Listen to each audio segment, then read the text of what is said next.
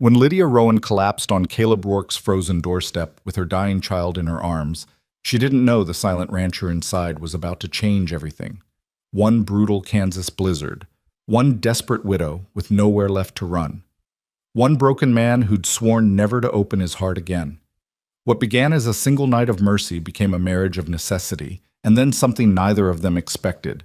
Stay with me until the end, and comment what city you're watching from so I can see how far this story travels. The wind screamed like a dying animal across the Kansas prairie, driving snow so thick Lydia Rowan couldn't see her own frozen hands clutching her son against her chest. Little Thomas had stopped crying an hour ago. That terrified her more than his screaming ever had. "Stay with me, baby," she gasped, her voice swallowed by the storm. "Stay with Mama, please, Thomas, please stay awake." His small body felt wrong in her arms. Too still, too cold, even wrapped in every piece of clothing she owned. His lips had gone from pink to white to an awful shade of blue that made her stomach twist with a fear so sharp it cut through even the numbness spreading through her own limbs. 3 hours. 3 hours since Herman Polk had thrown them out of the tenant shack, her belongings scattered in the dirt behind them like trash. She could still see his cruel smile, could still hear his words. "Your husband's been dead 6 months, Mrs. Rowan. That deal died with him. I got a man willing to pay real rent, not work promises from a woman with a brat." She'd begged. God help her, she'd gotten on her knees in the frozen mud and begged, with Thomas crying behind her. Polk had just laughed and slammed the door she'd called home for 4 years. Now the storm that had been threatening all morning had turned into a white hell, and Lydia was lost. The town was somewhere behind her, or was it ahead? She couldn't tell anymore. The world had become nothing but white and cold and the awful certainty that she was killing her son by dragging him through this frozen nightmare. "I'm sorry," she sobbed, stumbling over something buried in the snow. "Thomas, I'm so sorry. I tried so hard, baby." Her knees buckled. She caught herself, but barely. Her legs felt like wood, stiff and unresponsive. How long before she just stopped? How long before she lay down in this white grave and pulled her son close for the last time? No. No, she wouldn't quit. Couldn't quit. Not while Thomas still breathed. Through the shrieking wind, she saw something dark. A shape. She blinked, certain it was a hallucination, but it remained. A building. A fence. Hope exploded in her chest, painful and bright. She forced her legs to move, half walking, half crawling toward that dark shape. It grew larger, a barn. Behind it, a house. Not a tenant shack like Polk's place, but a real house, 2 stories, with a porch and, oh God, smoke coming from the chimney. Someone was home. Someone with a fire. Lydia's vision blurred. She couldn't feel her feet anymore, couldn't tell if she was still walking or if she'd fallen. The porch steps appeared suddenly, impossibly tall. She dragged herself up them, Thomas clutched against her with the last of her strength. The door. She had to knock on the door. She raised her fist, but her arm wouldn't cooperate. Instead, she fell against the wood, her shoulder hitting hard enough to make a sound. Then again, and again. "Please," she tried to shout, but her voice came out as barely a whisper. "Please, someone, my baby, please." The door swung open, and Lydia fell forward into warmth and light. Strong hands caught her before she hit the floor. She looked up and saw a man's face. Hard features, dark beard, eyes the color of storm clouds. His mouth was moving, but the wind was still too loud in her ears. "My son," she managed to force out. "Please, he's so cold. Please." Then the darkness came up and swallowed her whole. Yeah. When consciousness returned, it came in pieces. Warmth first. Blessed, painful warmth that made her frozen skin scream. Then softness beneath her. Voices, low and urgent. The crackle of fire. "Thomas!"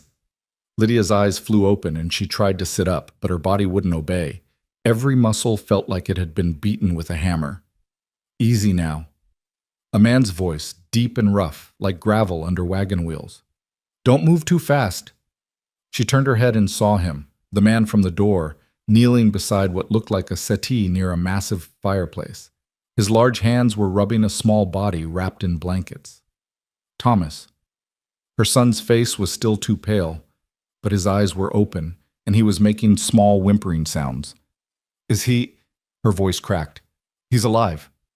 The man didn't look at her, focused entirely on Thomas, working the boy's small hands between his own much larger ones. Got here just in time. Another hour out there. He didn't finish the sentence. He didn't have to. Lydia tried again to sit up, and this time managed to prop herself on her elbows. She was on a settee across from where the man worked on Thomas. A heavy quilt covered her, and her wet clothes were gone, replaced by a man's flannel shirt that hung to her knees. Heat flooded her face. I changed your boy, the man said, as if reading her thoughts. Got him out of those wet clothes. Yours were soaked through, too. My wife's old nightdress and robe are there. He jerked his chin toward a chair where clean clothing waited. I put you in one of my shirts so you wouldn't freeze while you were out. Didn't touch nothing I shouldn't have. You have my word. There was something in his voice, a carefully maintained distance, a formality that somehow made her believe him. Still, Lydia's face burned. Mama? Thomas's small voice cut through her embarrassment. I'm here, baby. Tears spilled down her cheeks. Mama's here. I'm cold, Mama. I know, sweetheart. I know. This kind man is helping us get warm. The man, she still didn't know his name, stood abruptly and moved to a kitchen area visible through an archway. He returned with 2 mugs, one small and one large. Steam rose from both. Warmed milk with honey, he said, handing the smaller mug carefully to Thomas. The boy's hands shook too badly to hold it, so the man supported it, helping him take tiny sips. Slow now, not too much at once or you'll be sick. He handed the larger mug to Lydia. Same for you, drink it slow. The warm liquid was the most delicious thing she'd ever tasted. It burned going down, but it was a good burn, spreading warmth through her chest and stomach. She hadn't realized how hungry she was until that moment. When had she last eaten? Yesterday morning, maybe. She'd given Thomas the last of their bread at midday. They sat in silence for several minutes, the only sounds the crackling fire and Thomas's small sips. The man moved away to add more wood to the flames, then stood with his back to them, staring into the fire as if they weren't there. Lydia studied him. He was tall, taller than her late husband had been, with broad shoulders and the weathered look of a man who worked outdoors. His dark hair needed cutting, touching his collar and the back, and his beard was thick but trimmed close. His clothes were simple but clean. Denim trousers, a wool shirt with the sleeves rolled up. Working man's clothes, but well made. The house around them was too nice for a common farmhand. Large, well-built, furnished with solid pieces that spoke of money, or at least stability. But there was something off about it, too. It took her a moment to realize what. The house felt empty. Not of furniture, but of life. No curtains on the windows, no rugs on the floors except one before the hearth. The mantel over the fireplace was bare of the small decorations a woman would place there. No clock, no photographs, no trinkets. I'm Lydia Rowan, she said finally, because the silence was becoming heavy. This is my son, Thomas. We're grateful to you, Mr. Rourke. Caleb Rourke. He didn't turn around. You were at Polk's place. It wasn't a question, but she answered anyway. Yes, my husband and I rented one of his tenant shacks. Robert was going to buy it from him eventually. They had an arrangement. But Robert died 6 months back, kicked by a horse, and Mr. Polk, she couldn't finish. Polk threw you out. Still Caleb didn't turn, but something in his voice had gone cold and hard.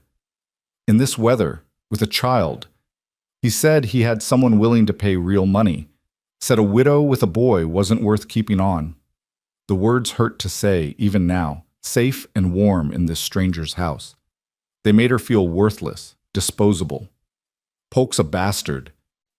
Caleb said it matter-of-factly, like he was commenting on the weather. Always has been. Your husband should have had the deed in writing. He did. Lydia's hands tightened on the mug. Mr. Polk burned it. Said he couldn't find any such paper, that Robert must have been lying about their arrangement. Now Caleb did turn, and the look on his face made her shrink back into the settee. It wasn't directed at her, she realized. It was pure rage aimed at Herman Polk. He burned legal papers. Caleb's voice was quiet, which somehow made it more frightening. And threw you out in a blizzard. There wasn't anything I could do. I have no money for a lawyer, no family to help. Robert's people are back east, and they never approved of our marriage. My own parents passed when I was 16. She heard how pathetic it sounded. Orphaned, widowed, homeless. No wonder Polk had felt safe throwing her away. Caleb crossed to the window, pulling back the plane curtain to look out. Storm's getting worse. You won't be leaving tonight. Relief and panic hit her simultaneously. Mr. Rourke, I'm grateful for your help. Truly I am. But I can't impose. Where would you go? He let the curtain fall and faced her. His eyes were storm gray, she noticed, and tired. So tired. Back to town? It's 5 miles, the road's buried, and by the time you walked it, if you even found it, you'd both be corpses. The bluntness of his words stole her breath. You'll stay the night, he continued. Tomorrow, if the storm breaks, I'll take you to town in my wagon. If it doesn't break, you'll stay until it does. That's the end of it.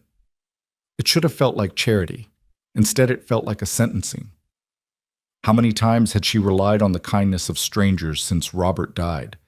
How many times had she stood with her hand out, begging for a chance, for mercy, for one more day? I can work, she said, hating the desperation in her voice. I'm a good cook. I can clean. I can... Mrs. Rowan. Something in Caleb's tone made her stop. You're half frozen and exhausted. Your boy's the same. Let's get through tonight before we worry about anything else. He moved to the stairs at the far end of the room. There's 2 bedrooms upstairs. You and the boy take the one on the left. Clean sheets on the bed. Fire's laid in the hearth. I'll light it. Should stay warm enough if you keep the door closed. Where will you sleep? Here. He gestured to the settee she currently occupied. Done it before. Won't kill me. Lydia opened her mouth to protest, but he was already climbing the stairs. She heard his boots on the floor above, the sound of a door opening, the scrape of a match. Thomas had finished his milk and was looking at her with drooping eyes. Mama, I'm tired. I know, baby. She pulled him close, breathing in the scent of him, still alive, still hers. We're going to sleep in a real bed tonight. Isn't that nice? Will the bad man come here? Her heart clenched. Thomas had nightmares about Polk ever since the man had started coming around after Robert's death, making threats, touching things that weren't his, looking at Lydia in ways that made her skin crawl. No, sweetheart. The bad man doesn't know we're here. We're safe. She wasn't sure if that was true, but she needed to believe it. For tonight, at least, they were warm and safe. Caleb came back down the stairs. Fire's going. Room should be warm in a few minutes. Lydia stood, keeping the quilt wrapped around herself. Thomas clung to her, too big to carry easily but still small enough that she managed it. Caleb gestured toward the woman's nightdress and robe on the chair. Take those up with you. I'll be down here if you need anything. She gathered the clothes with one hand, Thomas heavy in her other arm. At the base of the stairs, she paused. Mr. Rourke, I don't have words enough to thank you. You saved our lives tonight. He didn't respond, just turned back to the fire and added another log, his back to her. Dismissed.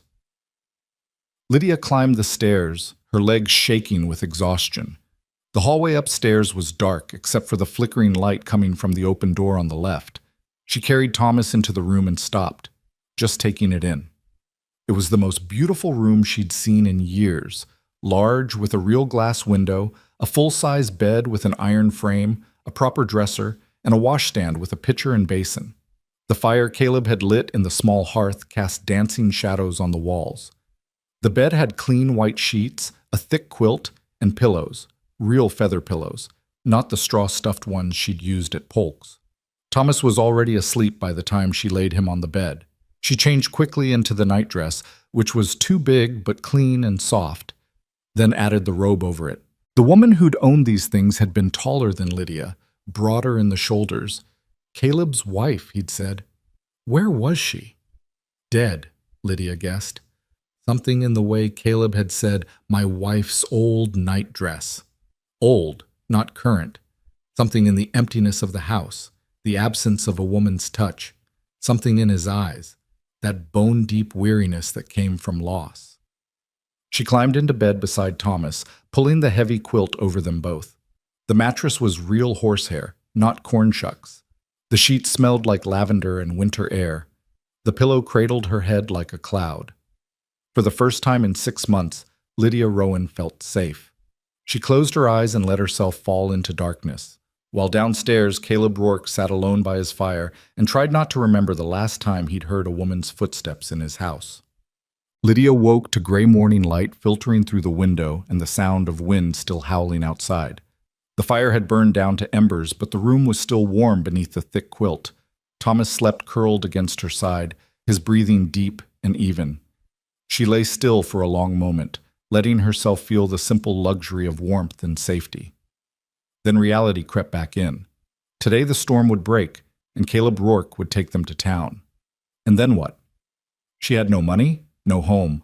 Herman Polk still owned half the rentals in the area, and he'd make sure no one else would take her in.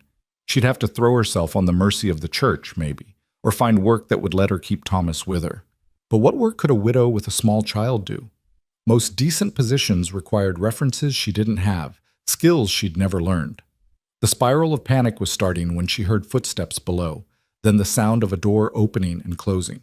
She rose carefully, not wanting to wake Thomas, and moved to the window. Through the frost on the glass, she could see Caleb trudging through knee-deep snow toward the barn, his coat collar pulled up against the wind. The storm wasn't breaking. If anything, it looked worse than yesterday. A strange feeling moved through her, relief and guilt intertwined. Relieved she didn't have to leave yet. Guilty for being relieved. She turned from the window and looked around the room properly in the daylight. Like the rest of the house, it was well made but bare of personal touches. No pictures on the walls, no brush on the dresser. The only sign anyone had ever lived here was a water stain on the wallpaper near the ceiling and a small notch in the windowsill, as if someone had once kept the window propped open with a stick. The door across the hall was closed, the master bedroom, she assumed. Did Caleb sleep there, or had that been too much after his wife died? Was that why he'd slept downstairs on the settee? Thomas stirred and opened his eyes. "Mama?" "I'm here, sweetheart." She moved back to the bed and smoothed his hair. "How do you feel?" "Warm." He said it with wonder, like he'd forgotten what warm felt like. "Are you hungry?" He nodded, and Lydia's stomach twisted. She had no food to give him, no way to feed him except to depend, once again, on a stranger's charity. "Let's go downstairs and see if Mr. Rourke has something for breakfast." She helped Thomas dress in his clothes from yesterday, dry now, though they'd need washing. She pulled the robe tight over the borrowed nightdress, feeling exposed and awkward, but she had no choice. Her own dress was presumably still wet. Downstairs, the house was empty, but warm. Caleb had built up the fire before going out. On the table near the kitchen, a solid oak piece that could seat 8, she found bread, butter, and a jar of preserves. A pot of coffee sat on the stove, still hot. No note, no instructions, but the meaning was clear. Help yourself. Lydia cut bread for Thomas and spread it with butter and preserves, watching him eat like he hadn't seen food in days. Which wasn't far from the truth. She poured herself coffee, black because she didn't want to presume to use his cream and sugar, and stood at the window watching the snow fall. The barn was a dark shape through the white curtain of the storm. What was Caleb doing out there? Feeding animals, she supposed? Rancher, he'd said he was. Or had he? No, she'd just assumed. She finished her coffee and looked around the kitchen. It was clean but clearly the domain of a man living alone. No curtains on the windows, no cloth on the table, no plants or decorations. The stove was good quality, but looked like it had seen hard use. The shelves were stocked with basic staples, nothing fancy. Before she could talk herself out of it, Lydia began to clean. She washed the few dishes in the basin, dried them, put them away. She found a broom in the pantry and swept the kitchen floor. In the main room, she folded the quilts Caleb had used on the settee, straightened the cushions, swept the hearth. It felt presumptuous to touch his things, to move through his space like she belonged there. But she couldn't just sit idle, couldn't just take without giving something back, even something as small as a swept floor. She was washing the windows. They were filthy, covered in months of dust and grime, when the door opened and Caleb stamped in, bringing a gust of snow and cold air with him. He stopped just inside, staring at her standing on a chair with a rag in her hand. "What are you doing?" She climbed down quickly, feeling her face heat. "I'm sorry. I just thought, you've been so kind, and I wanted to help. I can stop if..." The windows needed cleaning. He shrugged out of his coat and hung it on a peg by the door. Snow clung to his beard and eyebrows. Storm's not letting up. Probably won't for another day or two. 2 more days. Relief and guilt again, that twisted combination. I'm sorry to impose on you longer than, not your fault the weather won't cooperate. He moved to the fire and held his hands out to the flames. The boy all right? Yes. He ate. Thank you for leaving the food out. Plenty more in the pantry. Help yourself to whatever you need. The words were gruff, but not unkind. Lydia clutched the rag, unsure what to do with her hands. Is there anything I can do? Any work you need help with? You're recovering from nearly freezing to death. Sit down. Rest. I've been resting. I feel fine. That wasn't entirely true. Her muscles still ached, and her fingers and toes burned with the return of circulation. But she couldn't just sit idle while he worked. Please, Mr. Rourke, let me help. He turned and studied her with those storm-gray eyes. You know how to cook? Yes. The chickens need feeding. Barn cat needs feeding. I've got beef in the cold cellar that needs to be brought up and cooked before it turns. I was planning on just frying it, but if you can make it into something more... He trailed off, looking uncomfortable. I'm not much of a cook. I can make it into a stew, if you have vegetables, potatoes, that sort of thing. Pantry's stocked. My housekeeper... He stopped, his jaw tightening. There's plenty there. Use what you need. Housekeeper, past tense. Another loss, another absence in this house full of empty spaces. Thank you, Lydia said. I'll make us something good. For just a moment, something flickered in Caleb's eyes, surprise maybe, or gratitude. Then it was gone, and he was turning away again, moving toward the stairs. I need to change out of these wet clothes. You need anything from upstairs before I go up? No, we're fine. He climbed the stairs, and Lydia heard the sound of that closed door opening, then closing. The master bedroom. So he did still sleep there. She turned to Thomas, who was watching her with wide eyes from his spot at the table. Come on, sweetheart. Let's see what we can make for dinner. The pantry was indeed well stocked. Flour, sugar, salt, dried beans, rice, canned goods, root vegetables stored in a bin, even some dried herbs hanging from hooks. The cold cellar, accessed through a door in the pantry floor, contained the beef Caleb had mentioned, along with pork, more vegetables, and what looked like wheels of cheese wrapped in cloth. This was no poor man's ranch. Caleb Rourke had money, or at least security. The question was why a man with a house like this, land like this, was living alone. Widow, her mind whispered. Like you. She pushed the thought away and focused on work. She brought up the beef, a good roast, well marbled, and set it in the kitchen. Found potatoes, carrots, onions, flour for dumplings, the ingredients for a meal that would fill their bellies and last for days. By the time Caleb came back down in dry clothes, Lydia had the beef searing in a Dutch oven, the vegetables chopped, and the smell of browning meat and onions filling the house. Thomas sat at the table, carefully peeling potatoes with a small knife under her watchful eye, his tongue poking out in concentration. Caleb stopped in the doorway to the kitchen, just watching. Lydia felt his gaze but didn't turn, didn't stop working. After a long moment, he spoke. Smells good. It'll be a few hours yet. Beef needs time to get tender. Haven't had a proper stew and... He didn't finish. I appreciate it. It's the least I can do. It's more than that. His voice was rough. This house hasn't had... It's been quiet for a long time. Lydia did turn then, meeting his eyes. The weariness she'd seen before was deeper now, a bone-deep exhaustion that had nothing to do with physical labor. This was a man who'd been alone too long, who'd forgotten what it felt like to have life in his house. How long? She asked softly. Since your wife? 3 years. The words seemed pulled from him. 3 years come January. The same month Robert had died, she thought. January was a cruel month. I'm sorry for your loss. He nodded, just once, and turned away. I've got work to do. Come get me when dinner's ready. He left through the front door, back out into the storm, and Lydia turned back to her cooking. But something had shifted in the house. Some invisible wall had cracked, just a little. Outside, the storm raged on, trapping them together. Inside, the smell of good food filled empty spaces, and a child's laughter rang through rooms that had been silent too long. Neither of them knew yet that this storm would change everything, that what began as one night of mercy would become something neither could walk away from. But the house knew. The house had been waiting, holding its breath, for someone to bring it back to life. And Lydia Rowan, widow and mother, desperate and proud and stronger than she knew, was about to do exactly that. The stew simmered on the stove, filling every corner of Caleb Rourke's house with smells he'd almost forgotten: garlic and thyme, beef and vegetables, the yeasty warmth of rising dough. Lydia had found flour and made biscuits to go with the meal, and now they cooled on a rack while Thomas sat at the table drawing pictures in the condensation on the window with his finger. 3 days. 3 days the storm had raged without letting up, and 3 days Lydia and her son had been trapped in this house with a man who spoke maybe 20 words a day and disappeared into his work like a ghost fading at dawn. She'd learned his rhythms quickly. Up before sunrise to tend the animals, back for coffee, but never breakfast. Out again until noon.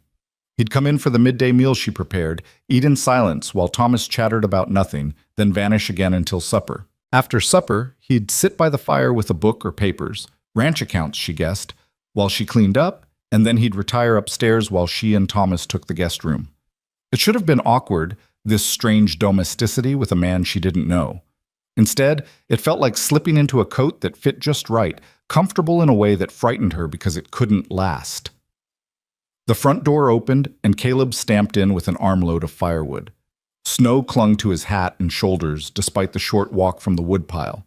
He stacked the logs by the hearth, then pulled off his gloves and moved toward the stove, drawn by the warmth and the smell. "Dinner's almost ready," Lydia said, stirring the stew one more time. "Just needs 5 more minutes." He nodded and poured himself coffee from the pot she kept fresh throughout the day. Another thing she'd learned, Caleb Rourke ran on coffee and silence. "Storm's finally breaking," he said, his first words to her since breakfast. "Should clear by tomorrow." Lydia's hand stilled on the spoon. Tomorrow. Tomorrow he'd hitch up his wagon and take them to town, and this strange interlude would end. Back to reality, back to having no home, no prospects, no way to feed her son. "That's good," she managed to say, though her throat felt tight. "You've been very patient with us." "Wasn't your fault." He took a long drink of coffee, his eyes on the window and the white world beyond. "Can't control the weather. Still, we've imposed. You've cooked and cleaned. House hasn't been this—" He stopped, his jaw working like he was chewing on words he didn't want to say. "It's been fair." Fair. As if 3 days of her labor equaled 3 days of shelter and safety. As if she hadn't been terrified every night that tomorrow would come and she'd have to face the world again with nothing. Thomas slid off his chair and tugged at Caleb's sleeve. "Mr. Rourke, look what I drew." He showed Caleb the window where he'd traced a wobbly horse in the condensation. Caleb studied it seriously, then nodded. "That's a fine horse. Good strong legs. Mama says you have horses. Real ones." "I do. Got 6 horses, 20 head of cattle, and a barn cat that thinks she runs the place." "Can I see them?" "Thomas," Lydia said quickly, "Mr. Rourke is busy. Don't pester him." But Caleb was looking at the boy with something almost like interest in his eyes. "Storm breaks tomorrow, like I said. I'll take you out to the barn, let you meet the horses, if your mama says it's all right." Thomas spun toward Lydia, his face lit up with hope. "Can I, Mama? Please?" She couldn't deny him this small thing, not when he'd had so little to be happy about lately. "If Mr. Rourke doesn't mind, and if you promise to be good and do exactly what he tells you." "I promise." The smallest hint of a smile tugged at Caleb's mouth, there and gone so fast Lydia almost missed it, but she'd seen it, and something warm bloomed in her chest. He wasn't as hard as he pretended to be, this silent rancher. They ate dinner at the big table, and for once Caleb lingered over his meal instead of bolting it down and retreating to his paperwork. Thomas filled the silence with 3-year-old chatter, stories about the pictures he'd drawn, questions about the horses, observations about the snow. Caleb answered in his sparse way, but he answered, and once or twice Lydia caught him watching Thomas with something tender in his storm-gray eyes. After dinner, Thomas fell asleep on the settee by the fire, worn out from talking. Lydia covered him with a quilt and started to clear the table, but Caleb's voice stopped her. "Leave it. Come sit down." She turned, surprised. He'd pulled one of the chairs closer to the fire and was settling into another with his coffee. An invitation. The first real one he'd offered. Lydia sat, smoothing her borrowed nightdress. She'd been wearing it for days now, rotating between it and her own dress that she washed and hung to dry. She felt shabby and out of place in this nice house, but Caleb didn't seem to notice or care. "You'll need a plan," he said, his eyes on the fire, "for when you get to town." The warmth in her chest turned cold. "I know. Polk won't rent to you. He's got friends who won't either." "I know that too. So what will you do?" Lydia wrapped her arms around herself, suddenly cold despite the fire. "I'll find work. There's Mrs. Henderson who takes in washing. Maybe she needs help, or the hotel might need a maid. That won't pay enough for room and board, not with a child. Then I'll figure something else out." Her voice came out sharper than she intended. "I always do." Caleb turned to look at her directly. "How long since your husband died?" 6 months.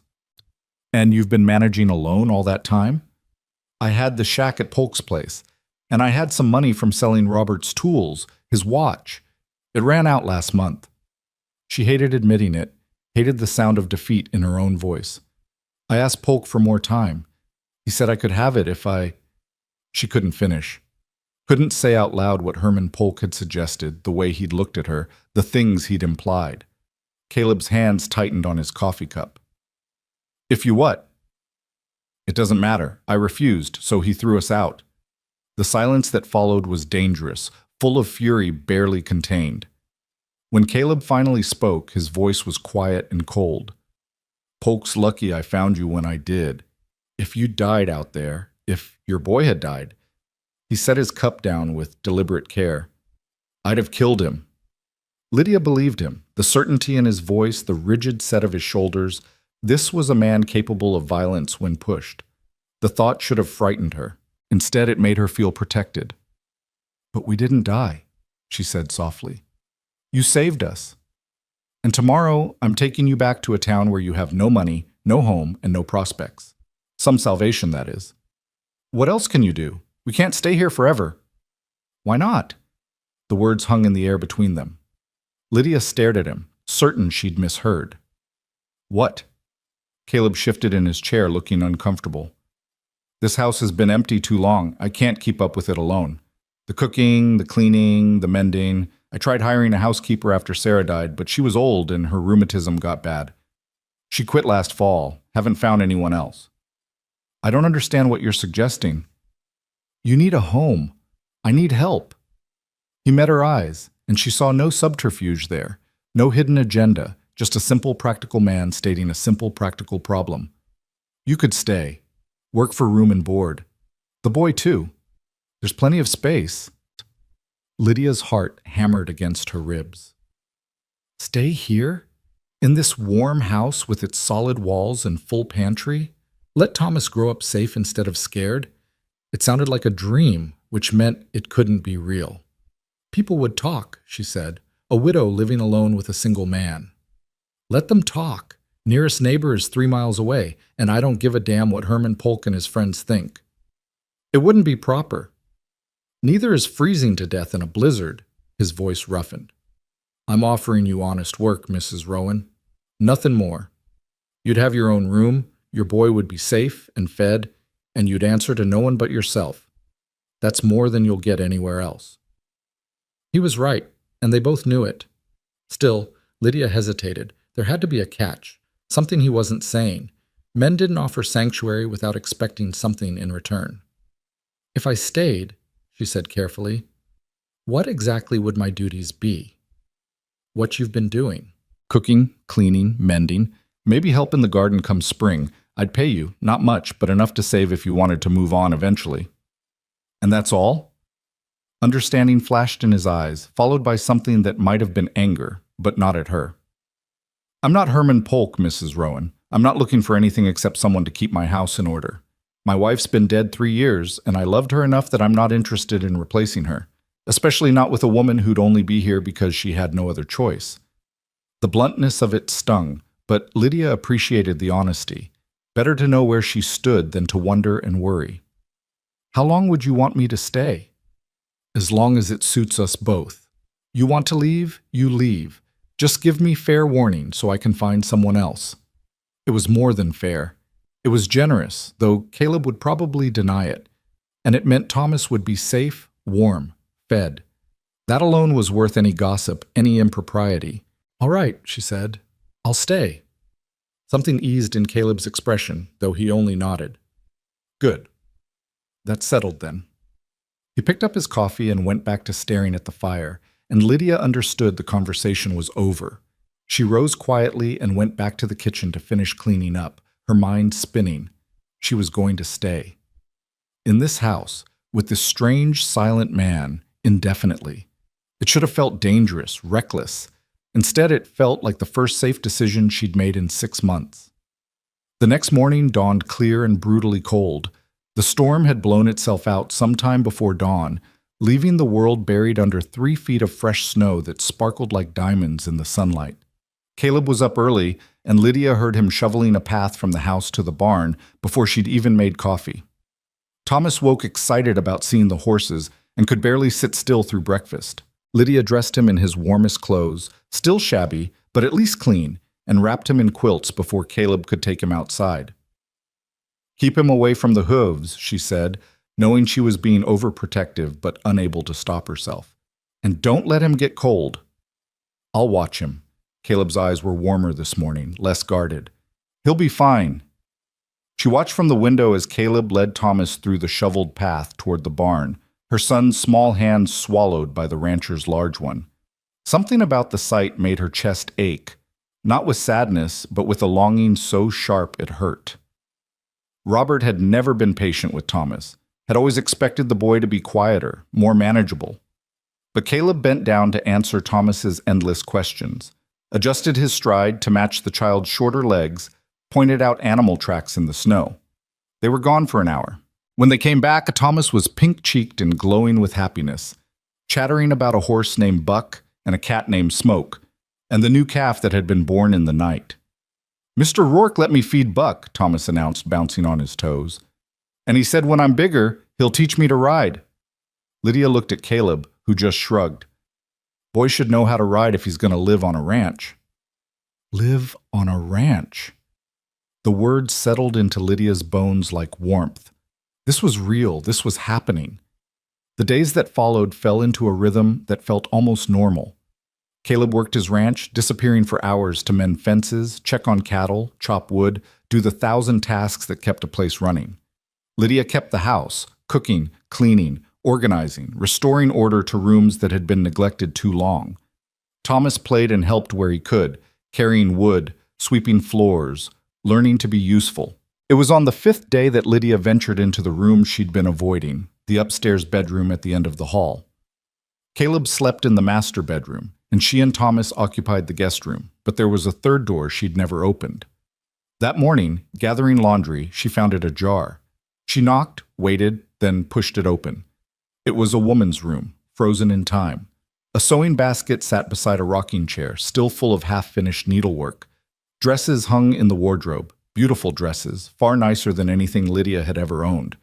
The dresser held hairbrushes, ribbons, a small music box shaped like a bird. Everything was covered in a thick layer of dust. Sarah's room. It had to be. Caleb's wife had died 3 years ago, and he'd simply closed the door and left everything exactly as it had been. Lydia shouldn't touch anything. She knew that. This was private, sacred, none of her business. But the room felt wrong. Not like a shrine, but like a wound that had never healed. A room closed off was a room that couldn't let go. She made a decision that might have been overstepping, but felt necessary. She cleaned. She dusted every surface, washed the windows, aired out the linens. She left the personal items exactly where they were. The hairbrushes, the jewelry, the small things that had touched Sarah Rourke's skin. But she made the room clean, cared for, respected. Not erased, but honored. Caleb found her there as she was finishing, standing in the doorway with an unreadable expression. I'm sorry, Lydia said quickly. I know I shouldn't have. The door was open, and I thought, I'm sorry. He stepped into the room, looking around at the changes she'd made. His hand brushed the quilt on the bed, the same one that had covered Lydia the first night, she realized. He'd given her his wife's quilt. Sarah would have wanted it clean, he said finally, his voice rough. She hated dust. I didn't move anything personal, just cleaned. I know. He picked up the music box from the dresser, turned it over in his hands. She loved this thing. Her father bought it for her when she was 10. It plays Greensleeves. That's beautiful. She was beautiful. He set the box down carefully. And kind. And patient with me when I didn't deserve it. He looked at Lydia. I don't talk about her, haven't, not in years. But you should know, she'd approve of you being here. Sarah always said this house was too big to stay empty. Tears burned Lydia's eyes. Thank you for telling me. He nodded and left, his footsteps heavy on the stairs. Lydia finished putting away her cleaning supplies, then closed the door gently behind her, not locking away the past, but giving it space to rest. That evening, something shifted between them. Caleb talked more at dinner, asking about her day, telling her about the calf that was thriving, the fence that needed replacing. Small things, but they felt enormous after days of silence. Thomas sensed the change too, becoming braver, asking Caleb to tell him stories about the horses, about the ranch, about the time a coyote tried to steal one of the chickens. After Thomas fell asleep, Caleb brought out a wooden box from a cupboard and set it on the table. Sarah's sewing things, he said. There's fabric in there, thread, needles. If you want to make the boys some new clothes, help yourself. There's enough to make yourself something too. Lydia looked at the box, overwhelmed. I couldn't. That's too much. It's sitting in a cupboard doing nothing. Sarah would want it used. He pushed the box toward her. Besides, the boy's trousers are getting short. He's growing. He was right. Thomas had grown in the 6 months since Robert died, and Lydia had been letting down hems and letting out seams until there was nothing left to let. She opened the box and found treasures. Beautiful fabric in blues and browns, sturdy cotton for work clothes, even a piece of soft wool for a winter coat. Thank you, she whispered, just being practical. But it wasn't just practical, and they both knew it. This was acceptance. This was Caleb Rourke saying, you're not leaving. This is your home now. 2 weeks after the storm, the world outside had thawed enough for travel, and Caleb announced he needed to go into town for supplies. Lydia's stomach twisted with anxiety. Town meant people who would know she was living here, meant gossip, meant Hermann Polk. I should stay here, she said. You need things, both of you. Caleb was making a list, his handwriting surprisingly neat. Boots for the boy, his are falling apart. Warmer coat, medicine for the cabinet. Anything else? I don't have money I'm buying supplies for my household. That includes you now. He didn't look up from his list. So what do you need? Lydia swallowed her pride because Thomas needed boots, needed a coat, needed things she couldn't provide. Just what you said, for Thomas. And for you? I'm fine. Now he did look up, his eyes sharp. Mrs. Rowan, when's the last time you had a new dress? That doesn't matter. It does if you're working for me. Can't have my housekeeper looking like she's starving. People will think I don't pay fair wages. It was the same gruff practicality he'd used before, but Lydia was beginning to understand that this was how Caleb showed kindness, by making it seem necessary, logical, nothing to do with generosity or care. A dress would be nice, she admitted, and some stockings. Mine have more darns than original thread. He added it to the list, then folded it and tucked it in his pocket. I'll take Thomas with me. Let him pick out his own boots. You stay here and rest. I don't need to rest. You've worked every day for 2 weeks without stopping. Take a day. His tone left no room for argument. Besides, the boy will enjoy the trip. He was right again. Thomas was thrilled at the prospect of going to town with Mr. Rourke, and Lydia found herself standing on the porch watching them drive away in the wagon, feeling strangely bereft. The house was too quiet without Thomas's chatter, too empty without Caleb's solid presence. She cleaned anyway, because she didn't know what else to do with herself. She baked bread and started a stew for supper. She sat at the table with Sarah's sewing box and began cutting fabric for Thomas's new trousers. But her mind kept drifting to town, to Caleb and Thomas walking into the general store, to what people would say. They returned just before supper, and Lydia knew immediately that something had happened. Caleb's jaw was tight, his eyes hard, and he didn't speak as he carried supplies into the house. Thomas ran to show her his new boots, but even his excitement was dimmed. "What happened?" Lydia asked quietly while Thomas was distracted. "Polk was in town. Caleb set a sack of flour down harder than necessary. Started running his mouth about you living here. Said some things he shouldn't have." Ice slid down Lydia's spine. "What things?" "Doesn't matter. I set him straight." "Caleb." She used his first name without thinking. "What did he say?" He looked at her, and she saw fury in his eyes. "Called you a whore. Said you were warming my bed for room and board. Said Thomas wasn't even your husband's boy, that you'd probably been spreading your legs for—" He stopped, his hands curling into fists. "I'm not repeating the rest."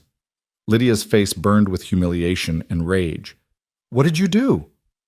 "Told him he was a liar, in front of the whole store. Told him if he said another word about you, I'd horsewhip him in the street." "You shouldn't have done that. You'll make him angrier."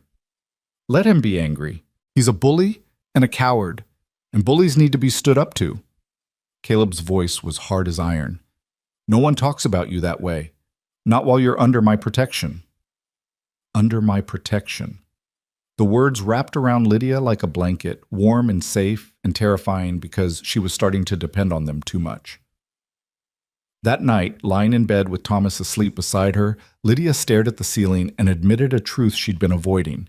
She didn't want to leave this house. Not next month, not next year, maybe not ever. She was starting to feel like this was home, like Caleb and his quiet kindness and his broken pieces that matched her own were family. It was dangerous to feel that way.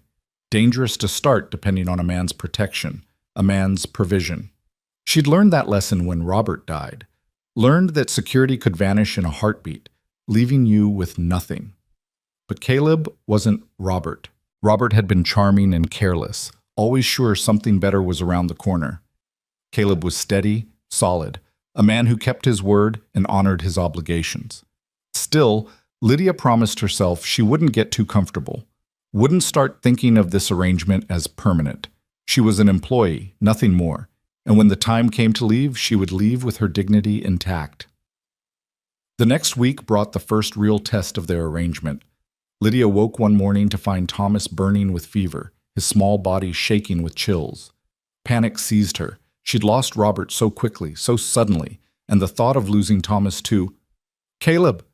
She didn't realize she'd screamed his name until she heard his boots thundering up the stairs.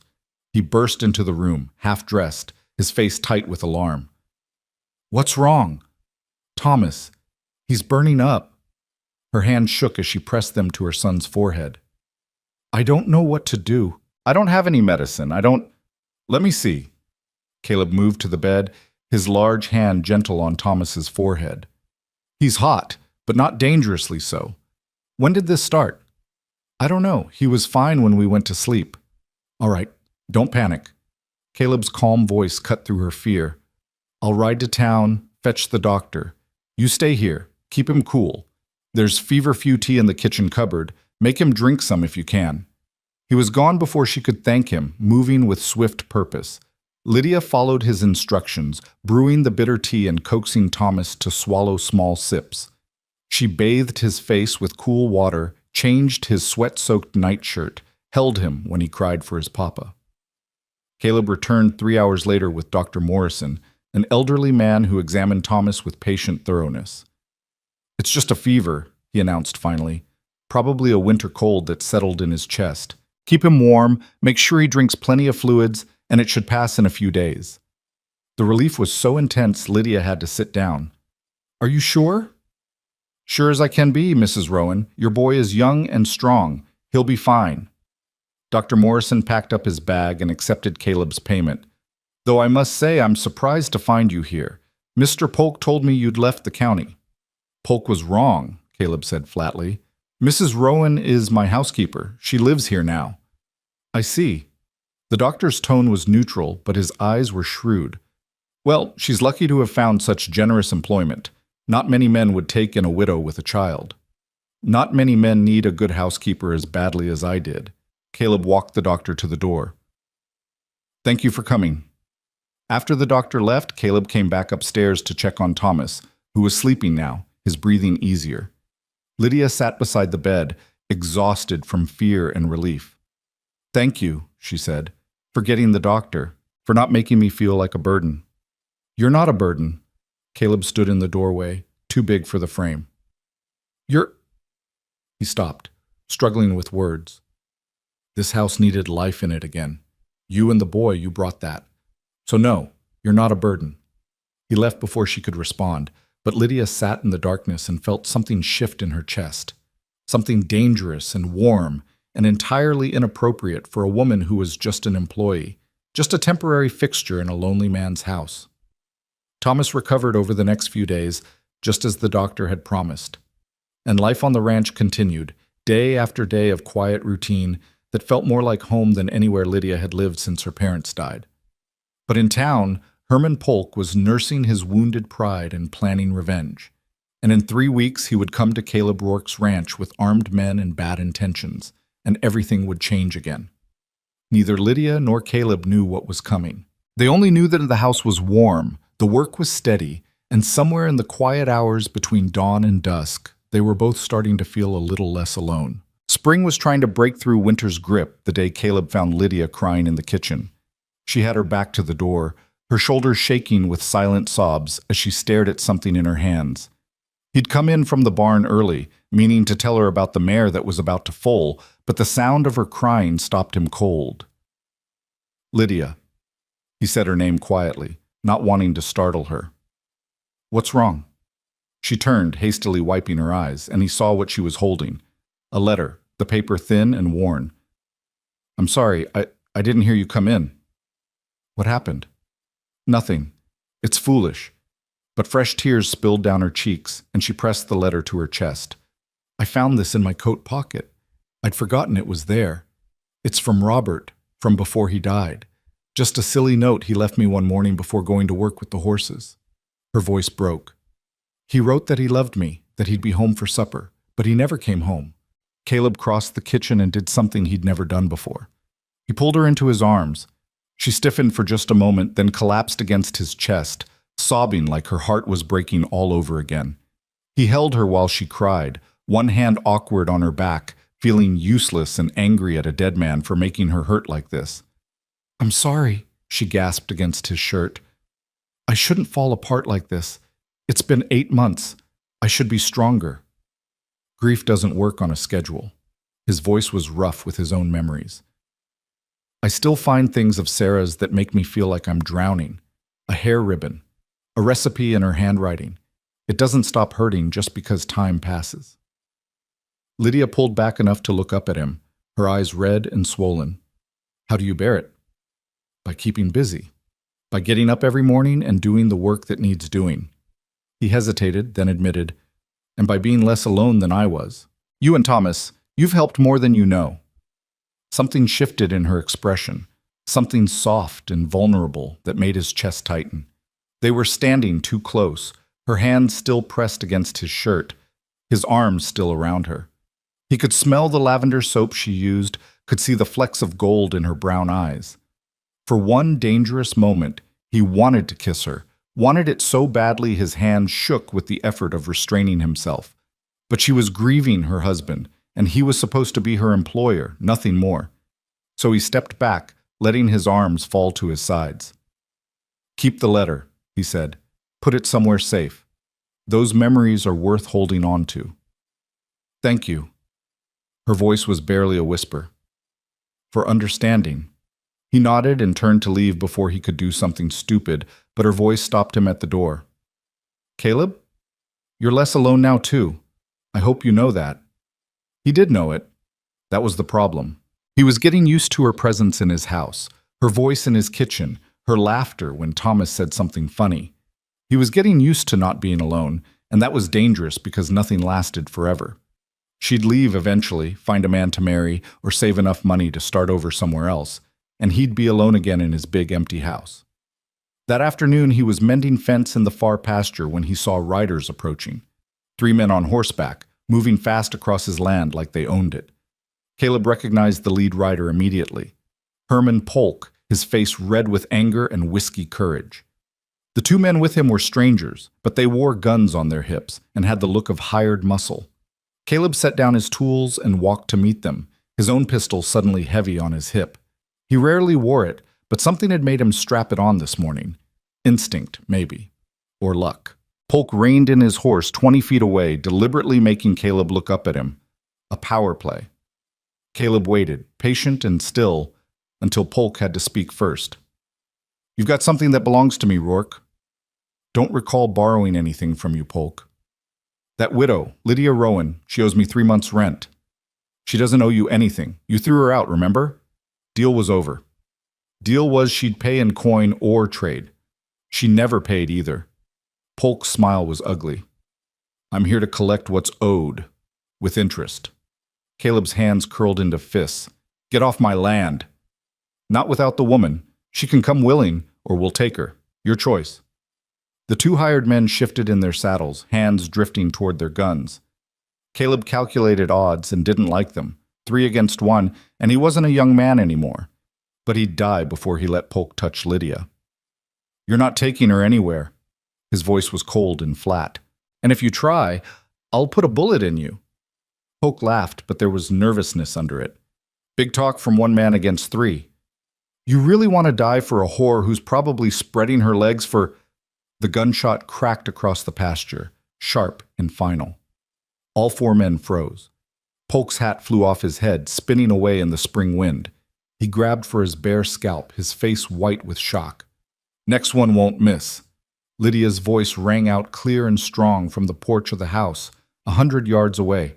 She stood with Caleb's shotgun braced against her shoulder, her stance solid, her eyes cold.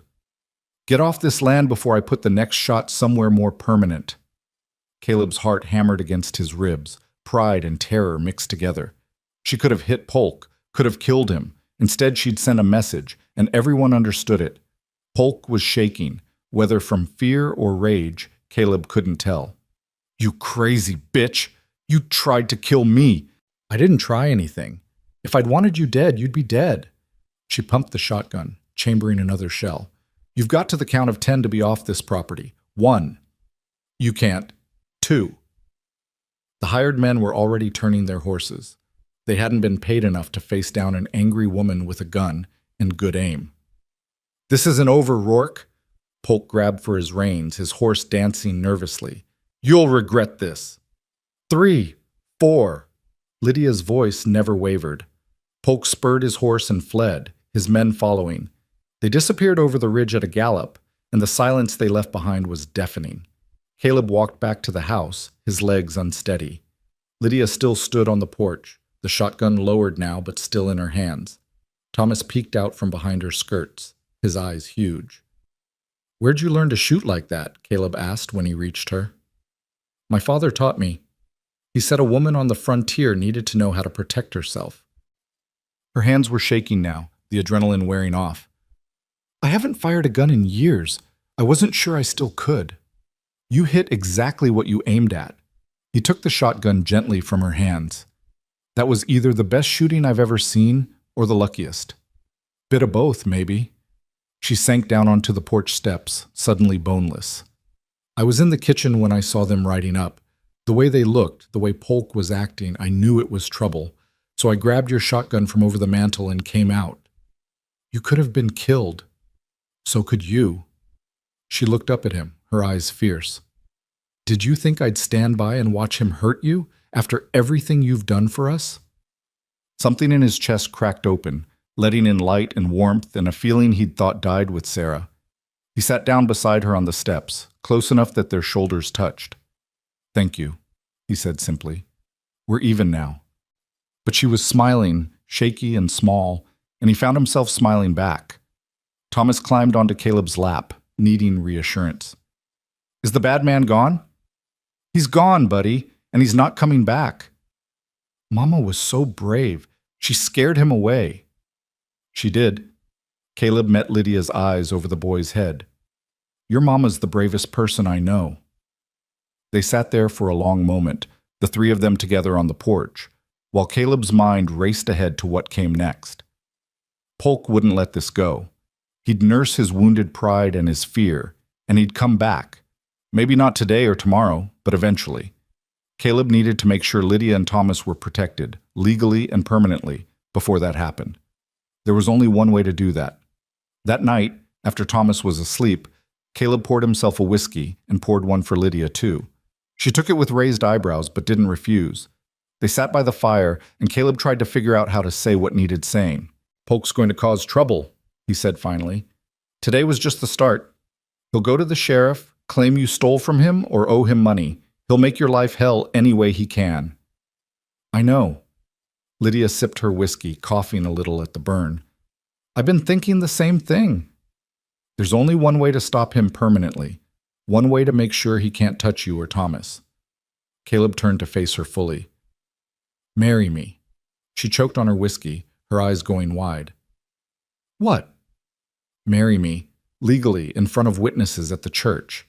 He said it matter-of-factly, like he was proposing a business arrangement, which, he supposed, he was. "If you're my wife, Polk can't claim you owe him anything, can't touch you. And Thomas would be legally mine. I'd adopt him, give him my name. He'd inherit this ranch someday." "Caleb, that's—" She set down her glass with shaking hands. "That's too much. You can't just marry me to protect me from Herman Polk." "Why not? We get along well enough. You're already running my household. Thomas calls me Mr. Rourke, but he could call me Pa if he wanted. It makes sense. It's insane. It's practical." He held her gaze, willing her to understand. "I'm not asking for a real marriage, Lydia. We'd keep separate rooms, live like we do now. But on paper, legally, you'd be protected. You'd never have to worry about having a roof over your head or food for your boy. And I'd have—" He stopped, the words sticking in his throat. "You'd have what?" "Company. Family, even if it's just for show." He looked away, embarrassed by his own loneliness. "This house has been dead too long. You brought it back to life. I don't want it to die again when you leave. And if I want to leave, if I meet someone I actually love, or if you do, then we'll figure it out. Get an annulment if we haven't—" He cleared his throat. "If the marriage stays in name only, annulment won't be hard." "But I don't think either of us is looking for love, Lydia. We both had it once. Maybe that's enough for one lifetime." She was quiet for so long he thought she'd refuse. Then she spoke, her voice small and uncertain. "Thomas needs a father. He needs stability, security, a home he won't be thrown out of. I can't give him those things alone." "I can give him those things. I want to give him those things." "And you'd really adopt him? Give him your name?" "He'd be my son in every way that matters. I'd raise him right, teach him the ranch, leave him something when I'm gone." More silence. Lydia stared into the fire, and Caleb watched her profile, memorizing the curve of her cheek, the line of her jaw. She was pretty, he realized. He'd been too wrapped up in his own grief to notice before, but she was genuinely pretty, not flashy or delicate like Sarah had been, but strong and real and here. "All right," she said finally. "I'll marry you." Relief hit him like a physical blow. "You will?" "On one condition. We do this right. A real wedding, in the church, with witnesses. Not sneaking off to some justice of the peace like we're ashamed. If we're going to do this, we do it proper so no one can say it wasn't legal." "Agreed. And you have to promise me something else." She turned to face him, her eyes bright with tears. "Promise me you won't regret this. That you won't wake up one day and hate me for trapping you in a marriage you don't want." "Lydia." He reached out and took her hand, her fingers small and work-roughened in his. "You're not trapping me. I asked you, and I won't regret it. I promise you that." She squeezed his hand, and they sat there holding on to each other while the fire crackled and the night deepened outside. Tomorrow they'd ride to town and speak to the pastor. Tomorrow they'd face the gossip and the judgment and Herman Polk's rage. But tonight they had this, a quiet promise between two lonely people who'd found unexpected shelter in each other. The next morning, Caleb hitched up the wagon and drove Lydia into town, leaving Thomas with a neighbor woman he trusted. The ride was quiet, both of them lost in their own thoughts about what they were about to do. Pastor Reynolds was a good man, weathered and practical, who'd married Caleb and Sarah 15 years ago. He listened to Caleb's request without judgment, though his eyebrows climbed toward his hairline. "You want to marry Mrs. Rowan, the widow who's been living in your house." "She's my housekeeper," Caleb said firmly. "Has been for 6 weeks now. And yes, I want to marry her. Make it legal and proper." "Mr. Rourke, I have to ask, is this a marriage of necessity? Is Mrs. Rowan in a family way?" Lydia's face flamed red, but Caleb just fixed the pastor with a level stare. "No, sir. This is a marriage of practicality. Mrs. Rowan needs a home and protection. I need help with my ranch and house. We suit each other and we're both old enough to make our own choices." Pastor Reynolds looked at Lydia. "Is this what you want, Mrs. Rowan? You're under no obligation to marry this man just because he's given you shelter." "I want to marry him," Lydia said, and her voice was steady. "Mr. Rourke is a good man, and my son needs a father. I know what I'm doing." The pastor studied them both for a long moment, then nodded. "All right, I'll post the banns this Sunday and marry you 3 weeks from today, assuming no one objects. That's proper, and gives the community time to—" "No." Caleb's voice was flat. "I want to marry her today, right now." "That's highly irregular, Mr. Rourke. So is a man threatening a widow with violence on my land. So is Herman Polk trying to claim she owes him something she doesn't owe. I want her protected now, not in 3 weeks when Polk's had time to cause more trouble." Understanding dawned in the pastor's eyes. "Polk's been making threats? He came to my ranch yesterday with 2 armed men, tried to take Mrs. Rowan by force. She had to defend herself with my shotgun." Pastor Reynolds stood abruptly. "I'll get my wife to witness. We'll do this now." The ceremony was quick and simple, with the pastor's wife and the church's elderly caretaker as witnesses. Caleb had no ring to give Lydia, but she didn't seem to care. She repeated the vows in a clear voice, promising to love and honor and cherish, and Caleb did the same, meaning every word, even though this wasn't supposed to be a real marriage. When the pastor said, "You may kiss your bride," Caleb hesitated. They hadn't discussed this part, but Lydia lifted her face to his, and he bent down and pressed his lips to hers, gentle, chaste, over in a moment. But that brief contact sent heat racing through his blood, made him want things he'd promised himself he wouldn't want. "Congratulations," Pastor Reynolds said, shaking Caleb's hand. "You're now husband and wife in the eyes of God and the law." They signed the certificate, and Caleb paid the pastor's fee. On the way out of the church, Lydia stumbled on the steps, and Caleb caught her arm. "You all right?" "I just married a man I've known for 6 weeks." She laughed, high and shaky. "I think I'm entitled to be a little unsteady." "You can still change your mind. We could get it annulled before about—" "No." She gripped his arm tighter. "No, I don't want to change my mind. I'm just nervous." "Me too." That surprised her enough that she looked up at him. "Really?" "I just married a woman I've known for 6 weeks, who also held off 3 armed men with my shotgun. I'd be a fool not to be nervous." She laughed again, and this time it sounded genuine. "We're quite a pair, aren't we?" "That we are, Mrs. Rourke." Her eyes widened. "I'm Mrs. Rourke now." "You are." And something about saying it, claiming her with his name, felt right in a way Caleb hadn't expected. They stopped at the general store for supplies, and Caleb made sure to introduce Lydia as his wife to everyone they met. Word would spread fast. By tomorrow, the whole county would know that Caleb Rourke had married his housekeeper. Let them talk. Let Herman Polk hear it and know that Lydia was beyond his reach now. On the way home, they picked up Thomas from the neighbor. The boy bounced with excitement when Caleb told him the news. "You're really my pa now." "If you want me to be." Caleb's throat was tight. "You can keep calling me Mr. Rourke if you'd rather, but yes, I'm your father now, legal and proper." Thomas threw his small arms around Caleb's neck and hugged him fierce and hard. "I want to call you Pa." Caleb hugged him back. This small boy who'd become his son in the space of a morning, and felt something break loose in his chest.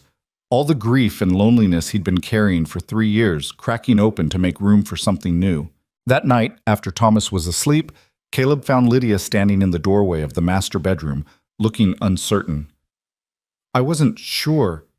She twisted her hands together.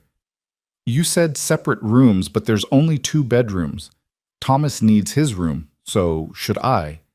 You take this room." Caleb gestured to the master bedroom. It's yours now. You're the lady of the house. But where will you sleep? I'll move my things to Sarah's old room, or I can sleep downstairs if that's better. No. She stepped into the master bedroom, looking around at the large bed, the solid furniture. No, you keep this room. I'll take Sarah's room. It's clean now, and it seems right somehow. Like she'd approve. Caleb thought about that, then nodded slowly. She would approve. Of all of this. Sarah always said I shouldn't be alone. They stood there awkwardly, newly married but not truly married, uncertain how to navigate this strange new arrangement.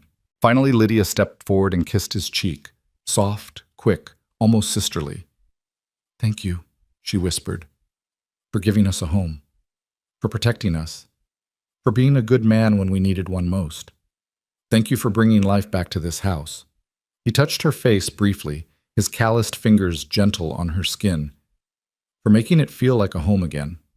She smiled and turned away, disappearing into Sarah's room and closing the door softly behind her. Caleb stood in the hallway for a moment, listening to the sounds of her moving around, getting ready for bed.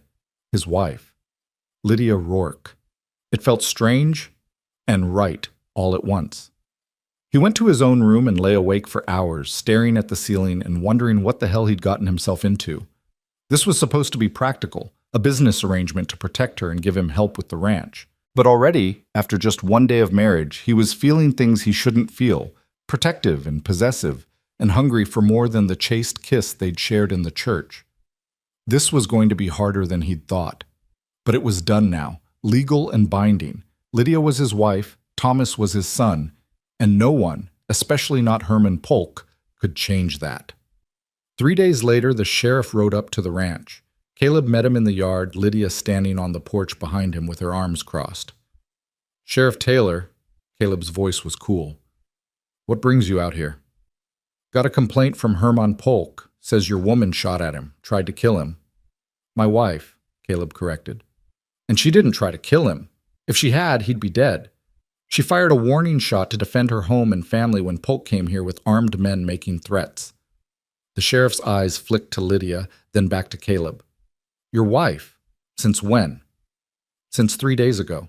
We were married by Pastor Reynolds in the church with proper witnesses.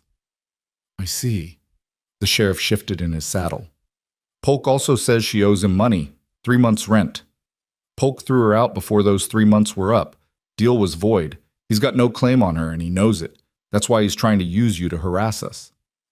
Sheriff Taylor was quiet for a long moment, then sighed. Look, Rourke, between you and me, I know what kind of man Polk is, but he's made an official complaint. I have to investigate. Then investigate. Caleb stepped aside, gesturing to Lydia. Ask my wife what happened. Lydia came down from the porch, her head high. Mr. Polk came to this property with 2 armed men. He threatened my husband and tried to take me by force. I defended my home. That's all that happened. You fired a gun at him. I fired a warning shot over his head. If I'd wanted to hit him, I would have. My father taught me to shoot, and I'm very good at it. The sheriff suppressed a smile. I don't doubt that, Mrs. Rourke. But Polk's claiming you're crazy, dangerous, says you should be arrested. On what charge? Caleb's voice went hard. Defending her property? That's legal. Polk was trespassing on my land, making threats. If anyone should be arrested, it's him. That's not how he tells it. Then he's lying, and you know it. The 2 men stared at each other for a long moment. Finally, Sheriff Taylor nodded. I'll tell Polk I investigated and found no grounds for arrest. But Rourke, keep your wife away from guns around him. I don't want to be scraping anyone off the ground because tempers got hot. Polk stays off my land, there won't be any tempers. You can tell him that too. The sheriff tipped his hat to Lydia. Ma'am, congratulations on your marriage. He rode away, leaving Caleb and Lydia standing together in the yard. He believed us, Lydia said quietly. He knows Polk. Everyone knows what kind of man he is. Caleb turned to her. But this isn't over. Polk's going to keep pushing until something breaks. Then we'll deal with it when it comes. She took his hand, lacing her fingers through his. Together.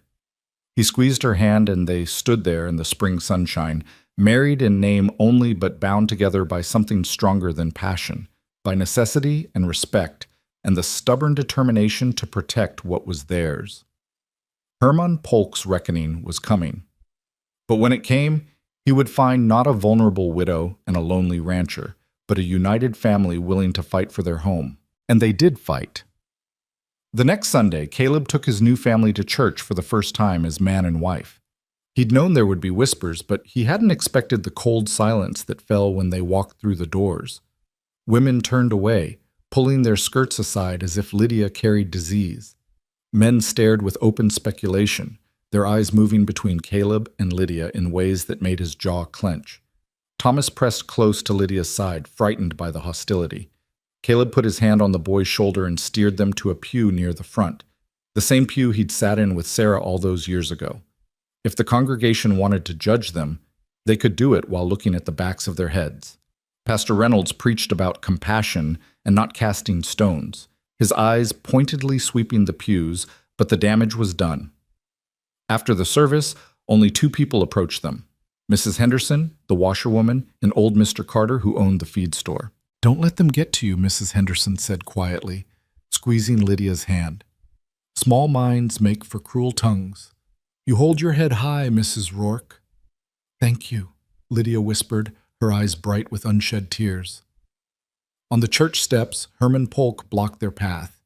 He'd cleaned up since the confrontation at the ranch, wearing his Sunday suit and a smile that didn't reach his eyes. "Well, well, the happy couple," his voice carried across the churchyard. "Didn't take you long to trap yourself a rich rancher, did it, Lydia? Smart woman, spreading your legs for—" Caleb's fist connected with Polk's jaw before the man could finish. Polk went down hard, blood spurting from his split lip. Women gasped. Men rushed forward, some to help Polk, others to hold Caleb back. "You watch your mouth around my wife," Caleb growled, shaking off the hands trying to restrain him. "Or next time I'll do more than split your lip." "You're crazy!" Polk scrambled to his feet, dabbing at his bleeding mouth. "Everyone saw it. He attacked me for no reason." "No reason?" Caleb took a step forward, and Polk actually backed up. "You called my wife a whore in front of the whole congregation. That's reason enough." Pastor Reynolds hurried down the steps. "Gentlemen, please. This is the Lord's house." "Then maybe Polk should remember the commandment about bearing false witness," Caleb said. He turned to Lydia, who stood frozen on the steps, her face white. "Come on. We're going home." They drove back to the ranch in tense silence. Thomas had fallen asleep against Lydia's side, exhausted by the tension. When they pulled up to the house, Lydia finally spoke. "You shouldn't have hit him." "He called you a whore." "I know what he called me, but now you've given him exactly what he wants, witnesses who saw you attack him. He can press charges, Caleb. He can have you arrested." "Let him try." Caleb helped her down from the wagon, his hands lingering on her waist. "I won't let anyone speak about you that way. Not ever. I can handle cruel words. What I can't handle is you getting hurt because of me." She looked up at him, and the fear in her eyes was real. "You've given us so much. I couldn't bear it if protecting me cost you everything." He cupped her face in his hands, his thumbs brushing away the tears that had finally spilled over. "You and Thomas are my family now. Protecting you doesn't cost me anything. It's what a man does for his family." She leaned into his touch, and for a moment they stood there in the afternoon sun, closer than they'd been since the chaste kiss at their wedding. Caleb wanted to kiss her again, properly this time, but Thomas stirred between them and the moment broke. That night, lying in his bed alone, Caleb admitted the truth he'd been avoiding. This wasn't just a practical arrangement anymore. Somewhere between the blizzard and the shotgun, between the quiet dinners and Thomas calling him Pa, he'd started to care for Lydia as more than just his housekeeper or his paper wife. He was falling for her, and that terrified him more than Hermann Polk ever could. The week that followed was quiet, deceptively peaceful. Caleb worked the ranch while Lydia tended the house and garden. Thomas followed Caleb everywhere, chattering endlessly about the horses and the cattle and the way the new calf could already run. They were playing at being a family, Caleb thought, and getting better at it every day. On Friday afternoon, Sheriff Taylor rode up again, and Caleb knew before the man dismounted that the news wasn't good. Polk filed charges, the sheriff said without preamble. Assault. Says you attacked him without provocation on church grounds. That's a lie and you know it. What I know doesn't matter. He's got a dozen witnesses who saw you hit him. Sheriff Taylor looked genuinely regretful. I have to take you in, Rourke. Judge Hartley will hear the case next week. Lydia appeared in the doorway, flour dusting her apron. No, you can't arrest him. He was defending me. I'm sorry, Mrs. Rourke, but the law's the law. The sheriff turned back to Caleb. You can come peaceful, or I can put you in irons. Your choice. Caleb looked at Lydia's stricken face, at Thomas peeking out from behind her skirts, and made a decision. I'll come peaceful, but I need 5 minutes to speak with my wife. The sheriff nodded and stepped back, giving them space. Caleb took Lydia into the house, away from the sheriff's hearing. This is my fault, she said immediately. If I hadn't... Stop. He gripped her shoulders. This is Polk's doing, not yours. He's trying to separate us, hoping you'll run if I'm locked up. I won't run. I know you won't. He pulled her close, breathing in the scent of her hair. But you need to be careful while I'm gone. Keep the doors locked. Keep the shotgun loaded. If Polk or any of his men come around, you don't hesitate. You shoot first and answer questions later. Caleb, you're scaring me. Good. You should be scared. Polk's desperate now, and desperate men do dangerous things. He pulled back enough to look at her face. Promise me you'll be careful. I promise. She gripped his shirt. How long will they keep you? Until the hearing? A week? Maybe less if Judge Hartley can fit it in sooner. He smoothed her hair back from her face. You'll be all right. You're strong, Lydia. Stronger than you know. Thomas ran up and threw his arms around Caleb's legs. Pa, don't go. Don't let the bad man take you. Caleb knelt down and pulled the boy into a fierce hug. I have to go, buddy, but I'll be back soon. Meanwhile, you're the man of the house. You take care of your mama for me, all right? I will, Pa, I promise. The ride to town was long and humiliating. Word had spread, and people came out to watch as Sheriff Taylor brought Caleb in. Some looked sympathetic, but most just stared with the hungry curiosity of people watching someone else's misfortune. The jail cell was small and cold, with a narrow cot and a bucket. Caleb had never been locked up before, and the confinement made his skin crawl. But worse than the cell was the knowledge that Lydia and Thomas were alone at the ranch, unprotected except for a shotgun and Lydia's determination. Pastor Reynolds visited the next day, bringing food from his wife and news from town. Polk's telling everyone you're dangerous, that you've always had a violent temper, the pastor said. He's got people believing you married Mrs. Rowan just to have a woman to control, that you're no better than a brute. And what are you telling people? The truth. That I've known you 15 years and never saw you raise your hand to anyone who didn't deserve it. That Mrs. Rowan is a good woman who needed protection, and you gave it to her. Pastor Reynolds leaned closer to the bars. But Caleb, the truth doesn't always matter when lies are more entertaining. What about Judge Hartley? Is he a fair man? He is. But he's also up for re-election next year, and Polk has friends with money and influence. The pastor's expression was grave. I'm worried, Caleb. I won't lie to you. After the pastor left, Caleb lay on his cot and stared at the ceiling, rage and helplessness churning in his gut. This was exactly what Polk wanted, to separate him from Lydia, to make her vulnerable. And Caleb had walked right into the trap. 3 days into his confinement, Sheriff Taylor came to the cell with a telegram. It's from the county seat. Thought you'd want to see it. Caleb read the message twice, unable to believe what he was seeing. Herman Polk had been arrested. The charge, cattle rustling. Evidence had been found linking him to a ring of thieves operating across 3 counties. He was being held pending trial. How? Caleb looked up at the sheriff. How did they catch him? Anonymous tip led them to a hidden camp where they found stolen cattle with altered brands. Polk's been working with a gang out of Missouri, using his rental properties to hide stolen stock. Sheriff Taylor actually smiled. Looks like you won't be the only one seeing Judge Hartley after all. Does this mean I'm free? Not yet. You still hit him in front of witnesses. But the judge is coming tomorrow instead of next week. Says he wants to clear this up quick now that Polk's been exposed as a criminal. The sheriff lowered his voice. Between you and me, Rourke, I think you'll walk. Nobody's going to care about a split lip when Polk's looking at 5 years for rustling. The next afternoon, Caleb stood before Judge Hartley in the small courtroom. Polk was there too, in chains, looking smaller and meaner than Caleb remembered. The man's face was bruised. He'd apparently resisted arrest, and his eyes darted around the room like a trapped rat. "Mr. Rourke," Judge Hartley said, peering over his spectacles, "you're charged with assault on Mr. Herman Polk. How do you plead?" "Guilty, Your Honor. I hit him, but I had cause." "Explain." Caleb told the story plainly.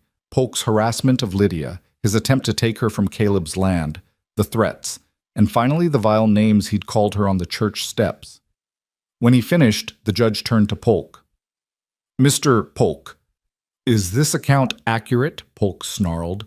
"That woman is a whore who was living in sin with him for weeks before they married. She owed me money and—" "Answer the question. Did you call Mrs. Rourke a whore on the church steps? She is a—" "That's a yes." Judge Hartley's voice cut through Polk's rant. "Mr. Rourke, I'm fining you $5 for disturbing the peace. Consider yourself lucky I don't give you a medal instead. Case dismissed." The gavel came down, and Caleb felt 4 days of tension drain from his body. He paid his fine and walked out of the courthouse a free man. The first thing he did was head to the general store, where he knew Lydia had come to trade eggs for supplies. He found her coming out with Thomas, a basket on her arm. When she saw him, her face lit up like sunrise, and she ran to him, actually ran, propriety be damned, and threw her arms around his neck. "You're free. Oh, thank God, you're free." He held her tight, right there on Main Street with half the town watching. "Did you think I wouldn't be?" "I was terrified. I thought they'd send you to prison and Thomas and I would be alone again, and—" She was crying now, her face pressed against his shirt. "I was so scared. Pa!"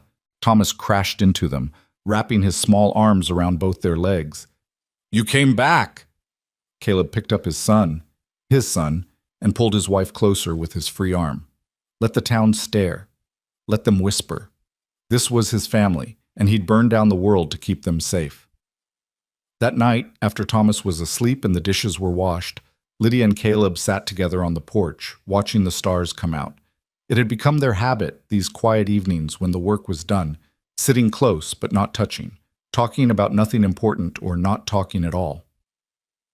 "Thank you," Lydia said softly, "for everything you did to protect me, for going to jail, for standing up to Polk, for—" "You don't have to thank me." "Yes, I do, because I think—" She turned to face him, and in the lamplight from the window he could see uncertainty and something else in her eyes. "I think somewhere along the way, this stopped being just an arrangement, for me at least." Caleb's heart hammered against his ribs. "What are you saying?" "I'm saying I care about you, Caleb, more than I should, given the terms we agreed to. I'm saying when you were locked up, I wasn't worried about losing my home or my security. I was worried about losing you." She took a shaky breath. "I understand if you don't feel the same way. I know this was supposed to be practical, nothing more, but I needed you to know." He stared at her, this brave, beautiful woman who'd shot Herman Polk's hat off his head and kept his house running while he was in jail and made him feel alive again after 3 years of just existing. And he made a choice. "It stopped being practical for me too," he said roughly. "I've been fighting it, telling myself I was too old to feel this way again, that you'd married me out of necessity and nothing more. But Lydia, when I was in that cell, all I could think about was you, coming home to you, keeping you safe, building a life with you." "A real life?" Her voice was barely a whisper. "Not just a real life, a real marriage." He reached out and tucked a strand of hair behind her ear, his hand lingering on her cheek. "If that's what you want." "It's what I want." She leaned into his touch. "But Caleb, I need to know, am I just a replacement for Sarah? Because I can't be her. I'll never be her." "I don't want you to be Sarah." He said it firmly, needing her to believe him. "Sarah was my first love, and I'll always cherish what we had. But you're different.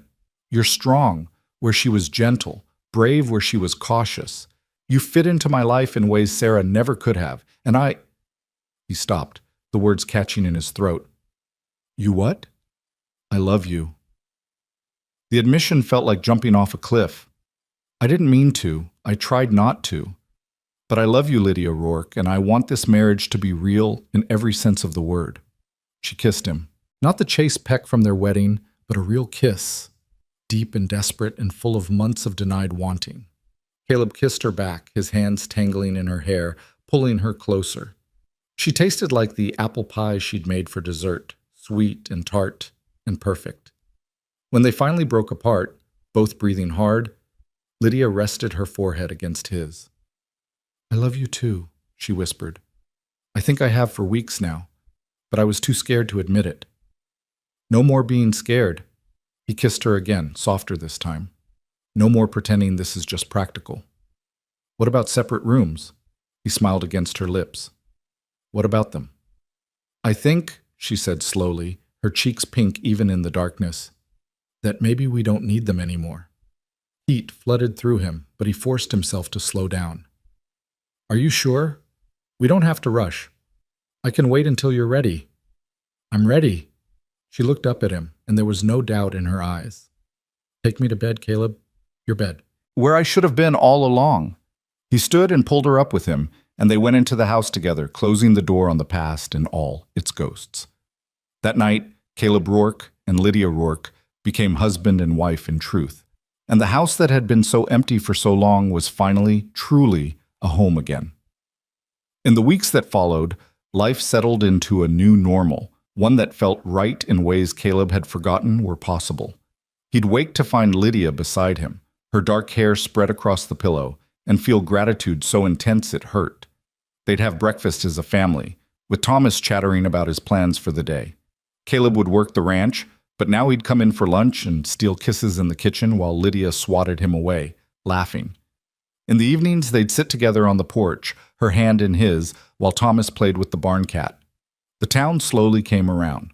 With Polk exposed as a criminal and awaiting trial, people began to see Caleb and Lydia's marriage in a different light. Mrs. Henderson made a point of inviting them to Sunday dinner. Mr. Carter gave them credit at the store without being asked.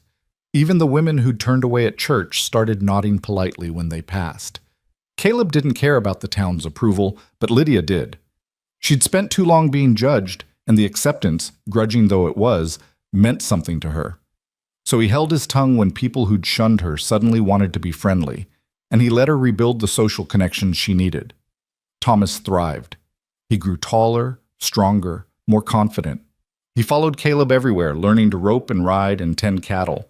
He called Caleb Pa without hesitation now, and when people asked if Thomas was Caleb's natural son, Caleb would say, "He's my son in every way that counts." The adoption papers came through in May, making it official. Thomas Rourke, legally and forever. They celebrated with a special dinner and a cake Lydia baked, and Thomas wore his best clothes and looked so proud Caleb had to turn away to hide the tears in his eyes. "You're crying, Pa," Thomas said, coming over to tug on his sleeve. "Happy tears, buddy, just happy tears." That night in bed, Lydia curled against Caleb's side and whispered, "Thank you for loving my son like he's yours." "He is mine." Caleb kissed the top of her head. "Just like you're mine." "Yours," she agreed, and kissed his chest. "Always." In June, Herman Polk was tried for cattle rustling and sentenced to 6 years in prison. Caleb and Lydia didn't attend the trial. They'd moved past Polk, past all the fear and anger he'd caused. But when Sheriff Taylor rode out to tell them the verdict, Caleb shook his hand and felt the last knot of tension in his chest finally release. "It's over," he told Lydia that evening. "He can't hurt us anymore." "It was over the moment we stood together," she said. "The moment we became a real family. That's when we won." She was right. They'd faced down threats and gossip and the law itself, and they'd emerged stronger for it.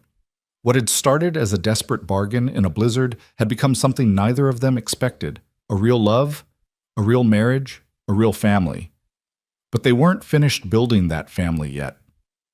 On a hot July afternoon, Lydia asked Caleb to sit down at the kitchen table, her face nervous and excited all at once. "I have something to tell you," she said. "What's wrong?" "Nothing's wrong. Everything's right. It's just—" She took his hands. "Caleb, I'm pregnant." The world seemed to stop. Caleb stared at her, his mind trying to process what she'd just said. A baby. Their baby. After everything, after loss and loneliness and learning to love again. A baby. Are you sure? I'm sure. The doctor confirmed it yesterday when I went to town. Her eyes searched his face. Are you happy? I know we didn't plan this, and if it's too much... He pulled her into his lap and kissed her until they were both breathless. I'm happy. God, Lydia, I'm so damn happy I can barely breathe. She laughed, the sound bright and free. I was so worried you'd think it was too soon, or that you wouldn't want... I want everything with you. A house full of children, a lifetime of mornings waking up beside you, growing old together on this ranch. He pressed his hand to her still flat stomach. This baby is a gift, just like you and Thomas are gifts I never expected but can't imagine living without. Thomas burst into the kitchen, tracking mud across Lydia's clean floor. Pa, come see. The new calf is walking. In a minute, buddy. Your mom and I have something to tell you first. Caleb lifted Thomas onto his other knee, balancing both his son and his wife. How would you feel about being a big brother? Thomas's eyes went wide. A baby? Really? Really, Lydia said, smoothing his hair. Sometime around Christmas. Do you think you can help take care of a baby brother or sister? I'll be the best big brother ever. Thomas threw his arms around both of them. Wait until I tell Buck. He scrambled down and ran back outside, presumably to share the news with his favorite horse. Caleb and Lydia sat together in the kitchen, laughing at their son's enthusiasm, holding on to each other like they'd never let go. We're really doing this, Lydia said. Building a family, a life, everything. We really are. Caleb kissed her softly. And it's going to be amazing. That night, after Thomas was asleep and the house was quiet, Caleb stood at the window of his bedroom, their bedroom, and looked out at the ranch he'd built. The land that had felt like a burden when he was alone now felt like a legacy to pass down. The house that had been so empty now rang with laughter and love. He thought about Sarah, who he'd loved first and lost too soon.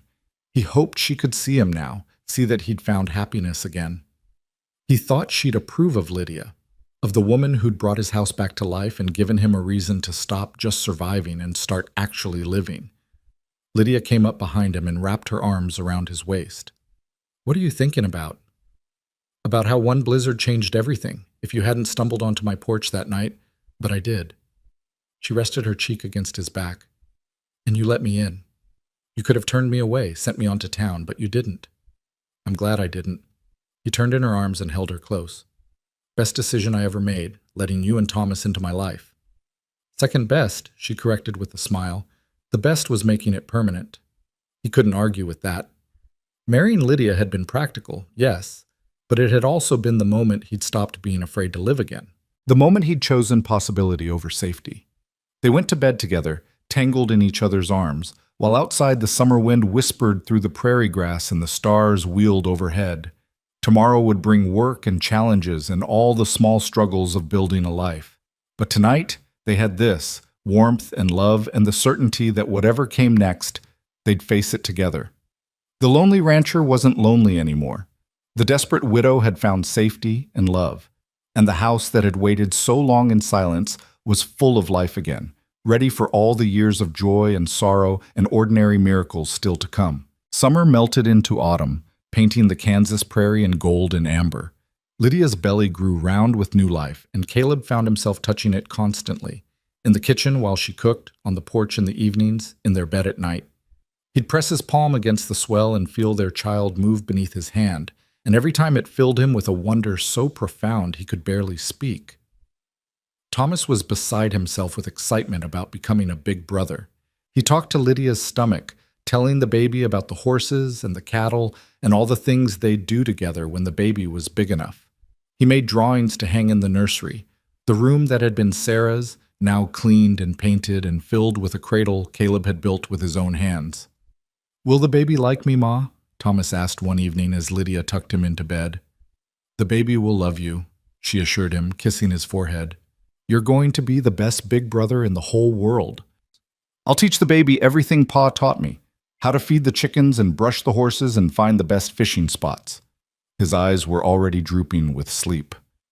and I'll protect the baby, just like Pa protects us. After Thomas fell asleep, Lydia found Caleb in their bedroom, staring at the cradle he'd finished that afternoon. It was beautiful work, smooth pine with carved animals on the sides, a family of deer on one end and a pair of horses on the other.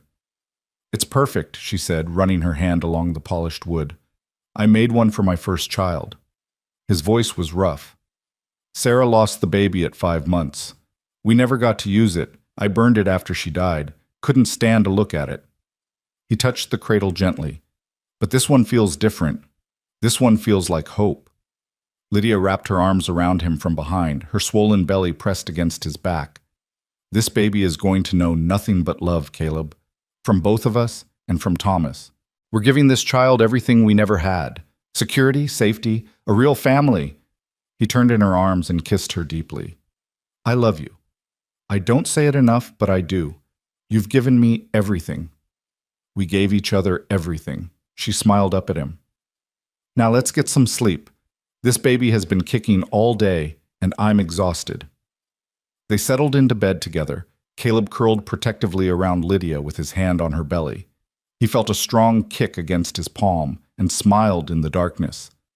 His child, his wife, his son sleeping down the hall. A year ago, he'd been alone in this house, going through the motions of living without actually being alive. Now everything had changed, and he sent up a silent prayer of thanks to whatever force had driven Lydia to his door that frozen night. October brought the first frost and news that spread through the county like wildfire. Herman Polk had died in prison. "An illness," the letter from the warden said, "quick and without much suffering." The man who'd terrorized Lydia, who'd threatened their family, who'd embodied all their fears, was simply gone. Caleb read the letter twice, then handed it to Lydia without comment. She read it standing at the kitchen counter, her face unreadable. When she finished, she folded it carefully and set it aside. "I should feel something," she said quietly, "relief or satisfaction or even pity, but I just feel nothing. He's gone, and it changes nothing about our lives." "Because we already moved past him." Caleb pulled her close, careful of her belly. "He stopped mattering the moment we decided to be a real family." "I suppose you're right." She leaned against his chest. "It's strange, though. For so long he was this presence in my life, this threat hanging over everything, and now he's just gone, like he never mattered at all." "He didn't matter, not really. He was just a cruel man who wielded what little power he had to hurt people weaker than him." Caleb kissed the top of her head. "The world's better off without him, but we're not going to waste energy celebrating his death. We've got better things to focus on. Like the baby, who was due in just 2 months. Like the ranch, which was thriving under Caleb's careful management. Like Thomas, who'd started reading from the primers Lydia taught him with, sounding out words by the fire in the evenings. They had a life now, full and real and good. And Herman Polk's death was just a footnote to their story. That Sunday, they went to church as a family, something that had become easier as the town's attitude toward them softened. Lydia was visibly pregnant now, and the women who'd once shunned her now stopped to coo over her belly and offer advice. Mrs. Henderson had organized a quilting bee to make blankets for the baby, and even the pastor's wife had contributed squares. After the service, they were approached by a young couple Caleb didn't recognize. The man was thin and nervous, his wife round-faced and timid. They introduced themselves as the Millers, new to the area and looking for work. "Mr. Carter at the feed store said you might be hiring," the young man said, twisting his hat in his hands. "I'm good with cattle and horses, and my wife's a hard worker. We've got references from back in Missouri, and we're willing to work for fair wages and a place to stay." Caleb studied them, seeing something familiar in their desperation. Young, poor, probably running from something or toward something better. He'd been that young man once, building this ranch from nothing. "I've got a line shack on the north pasture," he said slowly. "Needs some fixing up, but it's solid. You work the winter for me, prove yourself, and come spring we'll talk about permanent wages and building you a proper house on the property." The young man's face lit up with hope so bright it hurt to look at. "Yes, sir, thank you, sir. We won't let you down." "See that you don't?" Caleb shook his hand. "Report Monday morning. I'll show you the work that needs doing." After the Millers left, practically floating with relief, Lydia squeezed Caleb's arm. That was kind of you. That was practical. I need help with the ranch, especially with the baby coming. But he couldn't quite hide his smile. Besides, I remember what it's like to need someone to take a chance on you. Like I took a chance on you? She was teasing now, her eyes bright. Like we took a chance on each other. He helped her up into the wagon, his hand lingering on her back. Best gamble either of us ever made. November arrived with cold rain and gray skies. Lydia grew larger and more uncomfortable, her back aching, her sleep restless. Caleb did what he could, rubbing her feet in the evenings, taking over more of the heavy household work, making sure she rested. Thomas tried to help too, bringing his mother pillows and cups of water, patting her belly and telling the baby to stop kicking so much. The Millers moved into the line shack and proved to be good workers. Young Jacob Miller was quick to learn and didn't complain about the hard work. His wife, Emma, helped Lydia when she could, coming to the house twice a week to do the heavier cleaning and laundry. It was nice, Lydia thought, to have another woman nearby. Nice to have neighbors who felt like friends instead of judges. On a cold night in late November, Lydia woke Caleb with a hand on his shoulder and fear in her voice. It's time. He was up instantly, his heart hammering. You're sure? It's early. The baby doesn't care about dates, Caleb. It's coming. She gripped his hand as a contraction rolled through her. You need to get the doctor. I'm not leaving you. You have to. Please. Another contraction, stronger this time. Send Jacob for the doctor. You stay with me. Caleb dressed faster than he ever had in his life, pulling on boots and coat. He ran through the cold darkness to the line shack and pounded on the door. Jacob appeared, bleary-eyed and confused. My wife's in labor. Ride to town and fetch Dr. Morrison. Fast as you can. Jacob nodded and was moving before Caleb finished speaking. Caleb ran back to the house and up the stairs to their bedroom, where Lydia was breathing through another contraction, her face pale in the lamplight. I'm here. He took her hand. Jacob's gone for the doctor. What about Thomas? Still asleep. We'll deal with him when he wakes. Caleb smoothed her hair back from her sweaty forehead. What do you need? What can I do? Just stay with me. Don't leave me alone. Never. He kissed her hand. I'm not going anywhere. The next hours were the longest of Caleb's life. He'd been through childbirth once before, with Sarah, but that baby had come too early and too small and hadn't survived. This time felt different. Lydia was strong, the baby was full term, and Dr. Morrison arrived just as the sun was rising, his bag in hand and calm competence on his face. Thomas woke and appeared in the doorway, scared by his mother's cries. Caleb left Lydia long enough to take the boy downstairs, where Emma Miller had arrived to help. Is Mama going to die? Thomas asked, his eyes huge with fear. No, buddy. Your mama's just working hard to bring your baby brother or sister into the world. Caleb knelt down and hugged him tight. It's scary to hear her hurting, but I promise she's going to be fine. Mrs. Miller is going to stay with you, and when the baby comes, you'll be the first to meet your new brother or sister. All right? Thomas nodded, not quite convinced, but trusting his father. Caleb kissed his forehead and ran back upstairs where Lydia was gripping the bedpost and pushing with everything she had. Almost there, Dr. Morrison said. One more push, Mrs. Rourke.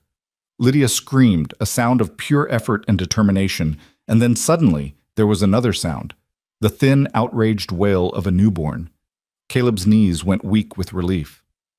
It's a girl, Dr. Morrison announced, holding up the squirming, red-faced infant. A healthy baby girl. Caleb moved to Lydia's side as the doctor cleaned and wrapped the baby. She was exhausted, her hair plastered to her head with sweat, but she'd never looked more beautiful to him. A girl, she whispered. Caleb, we have a daughter.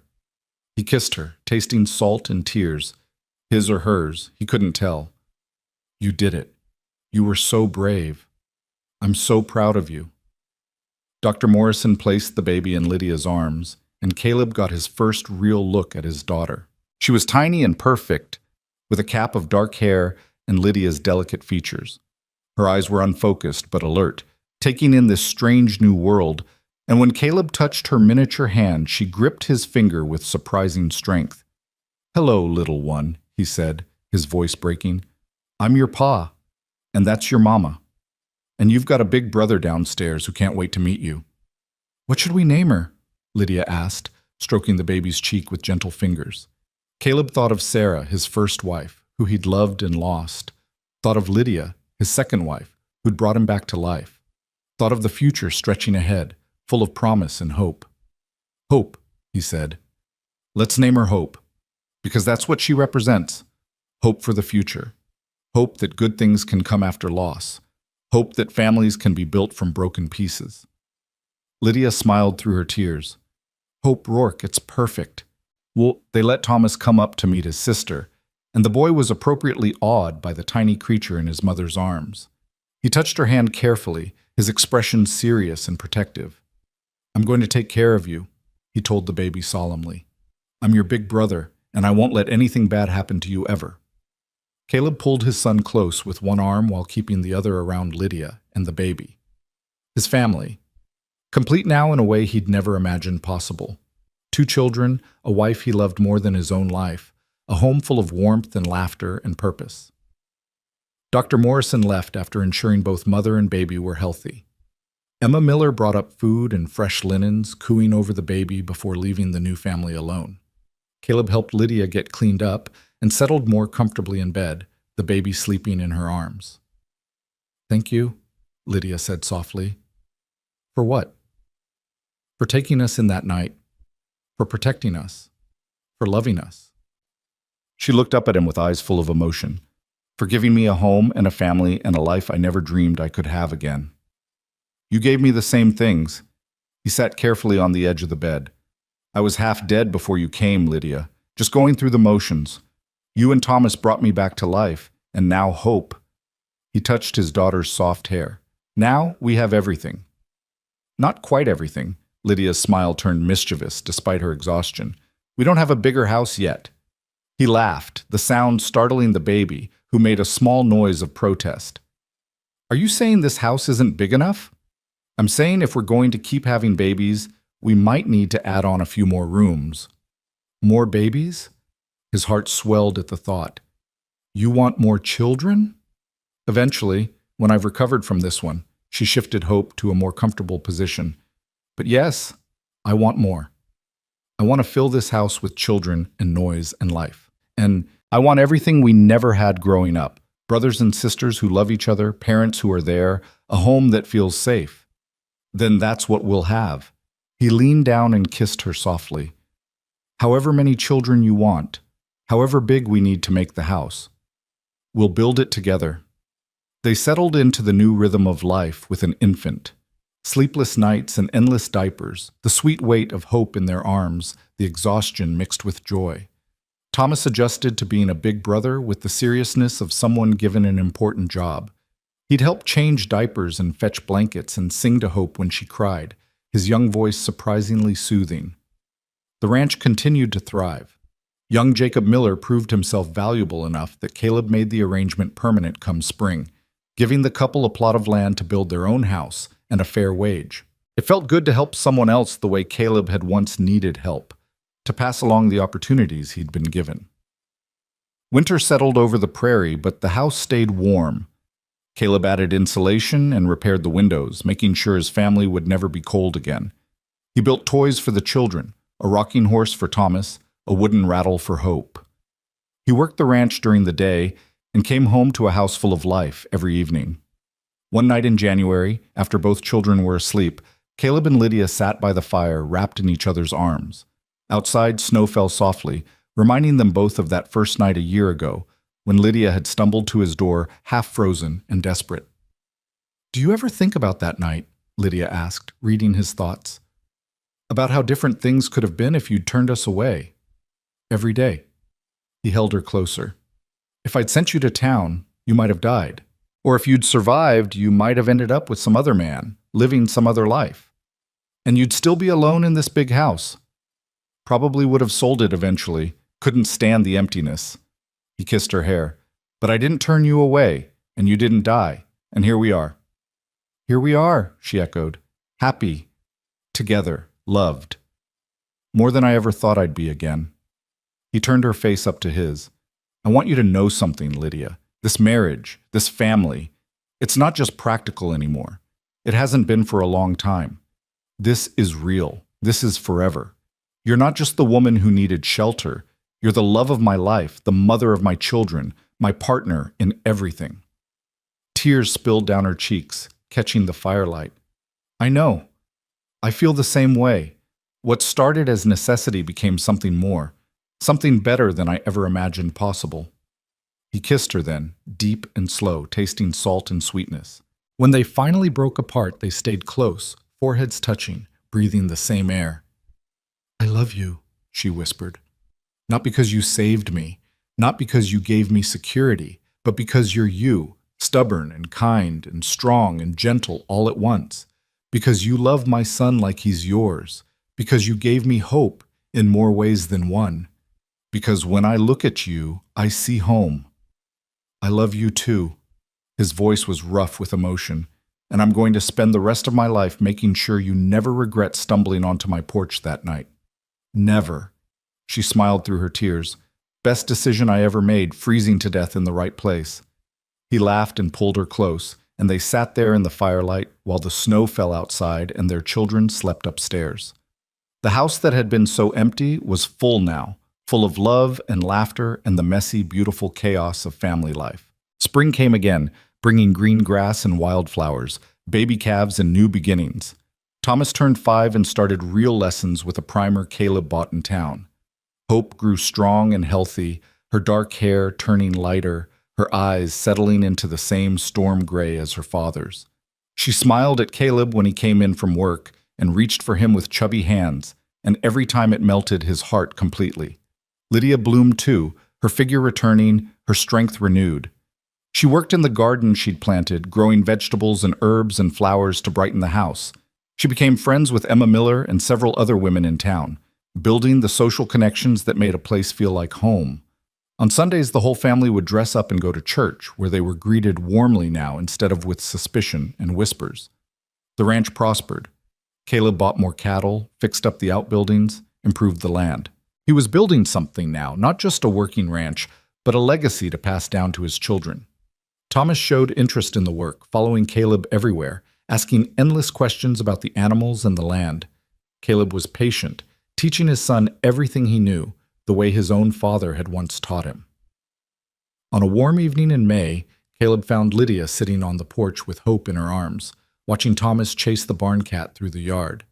She looked content and peaceful, more beautiful than ever in the golden sunset light. "What are you thinking about?" he asked, settling beside her. "How far we've come." She leaned against his shoulder. "A year and a half ago, I thought my life was over. I had no home, no money, no hope for the future. And now look at us. We have everything." "We do." He put his arm around her, careful not to jostle the sleeping baby.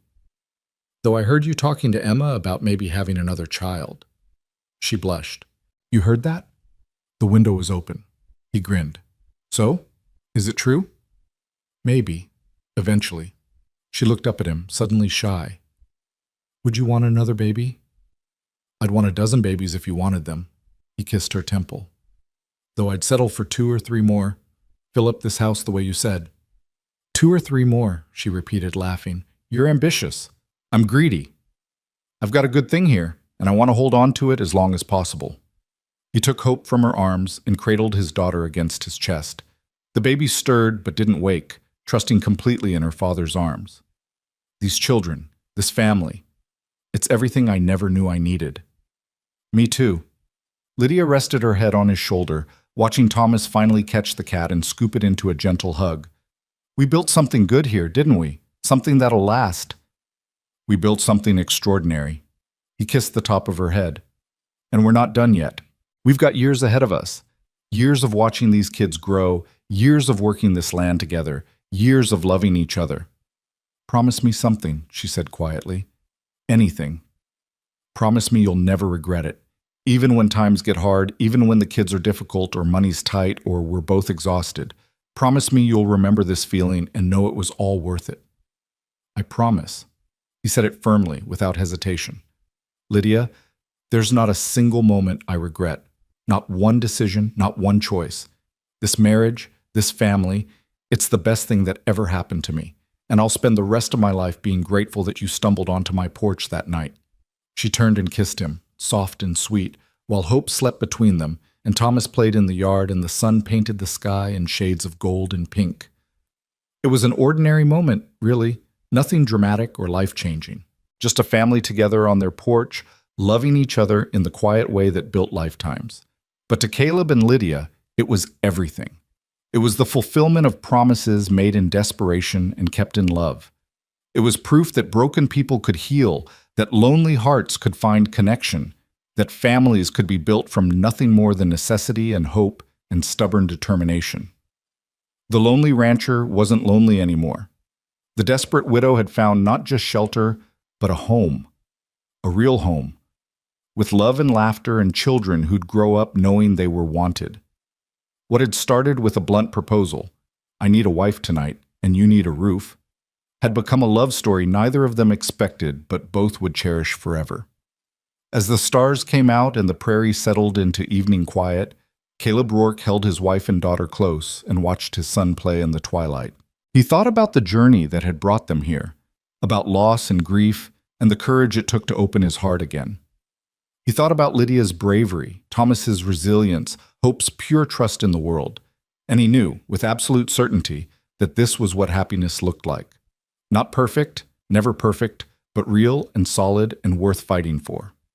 They'd faced down threats and gossip, fear and uncertainty, and they'd come through stronger, together.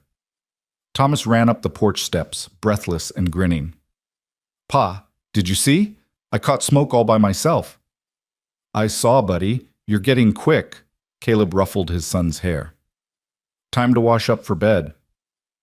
"Can you tell me a story about when you and Ma first met?" Lydia and Caleb exchanged glances, sharing a smile full of private memories. "I think we can do that," Lydia said. "Come on, let's get you inside." They went into the house together, the whole family, and Caleb closed the door on the night.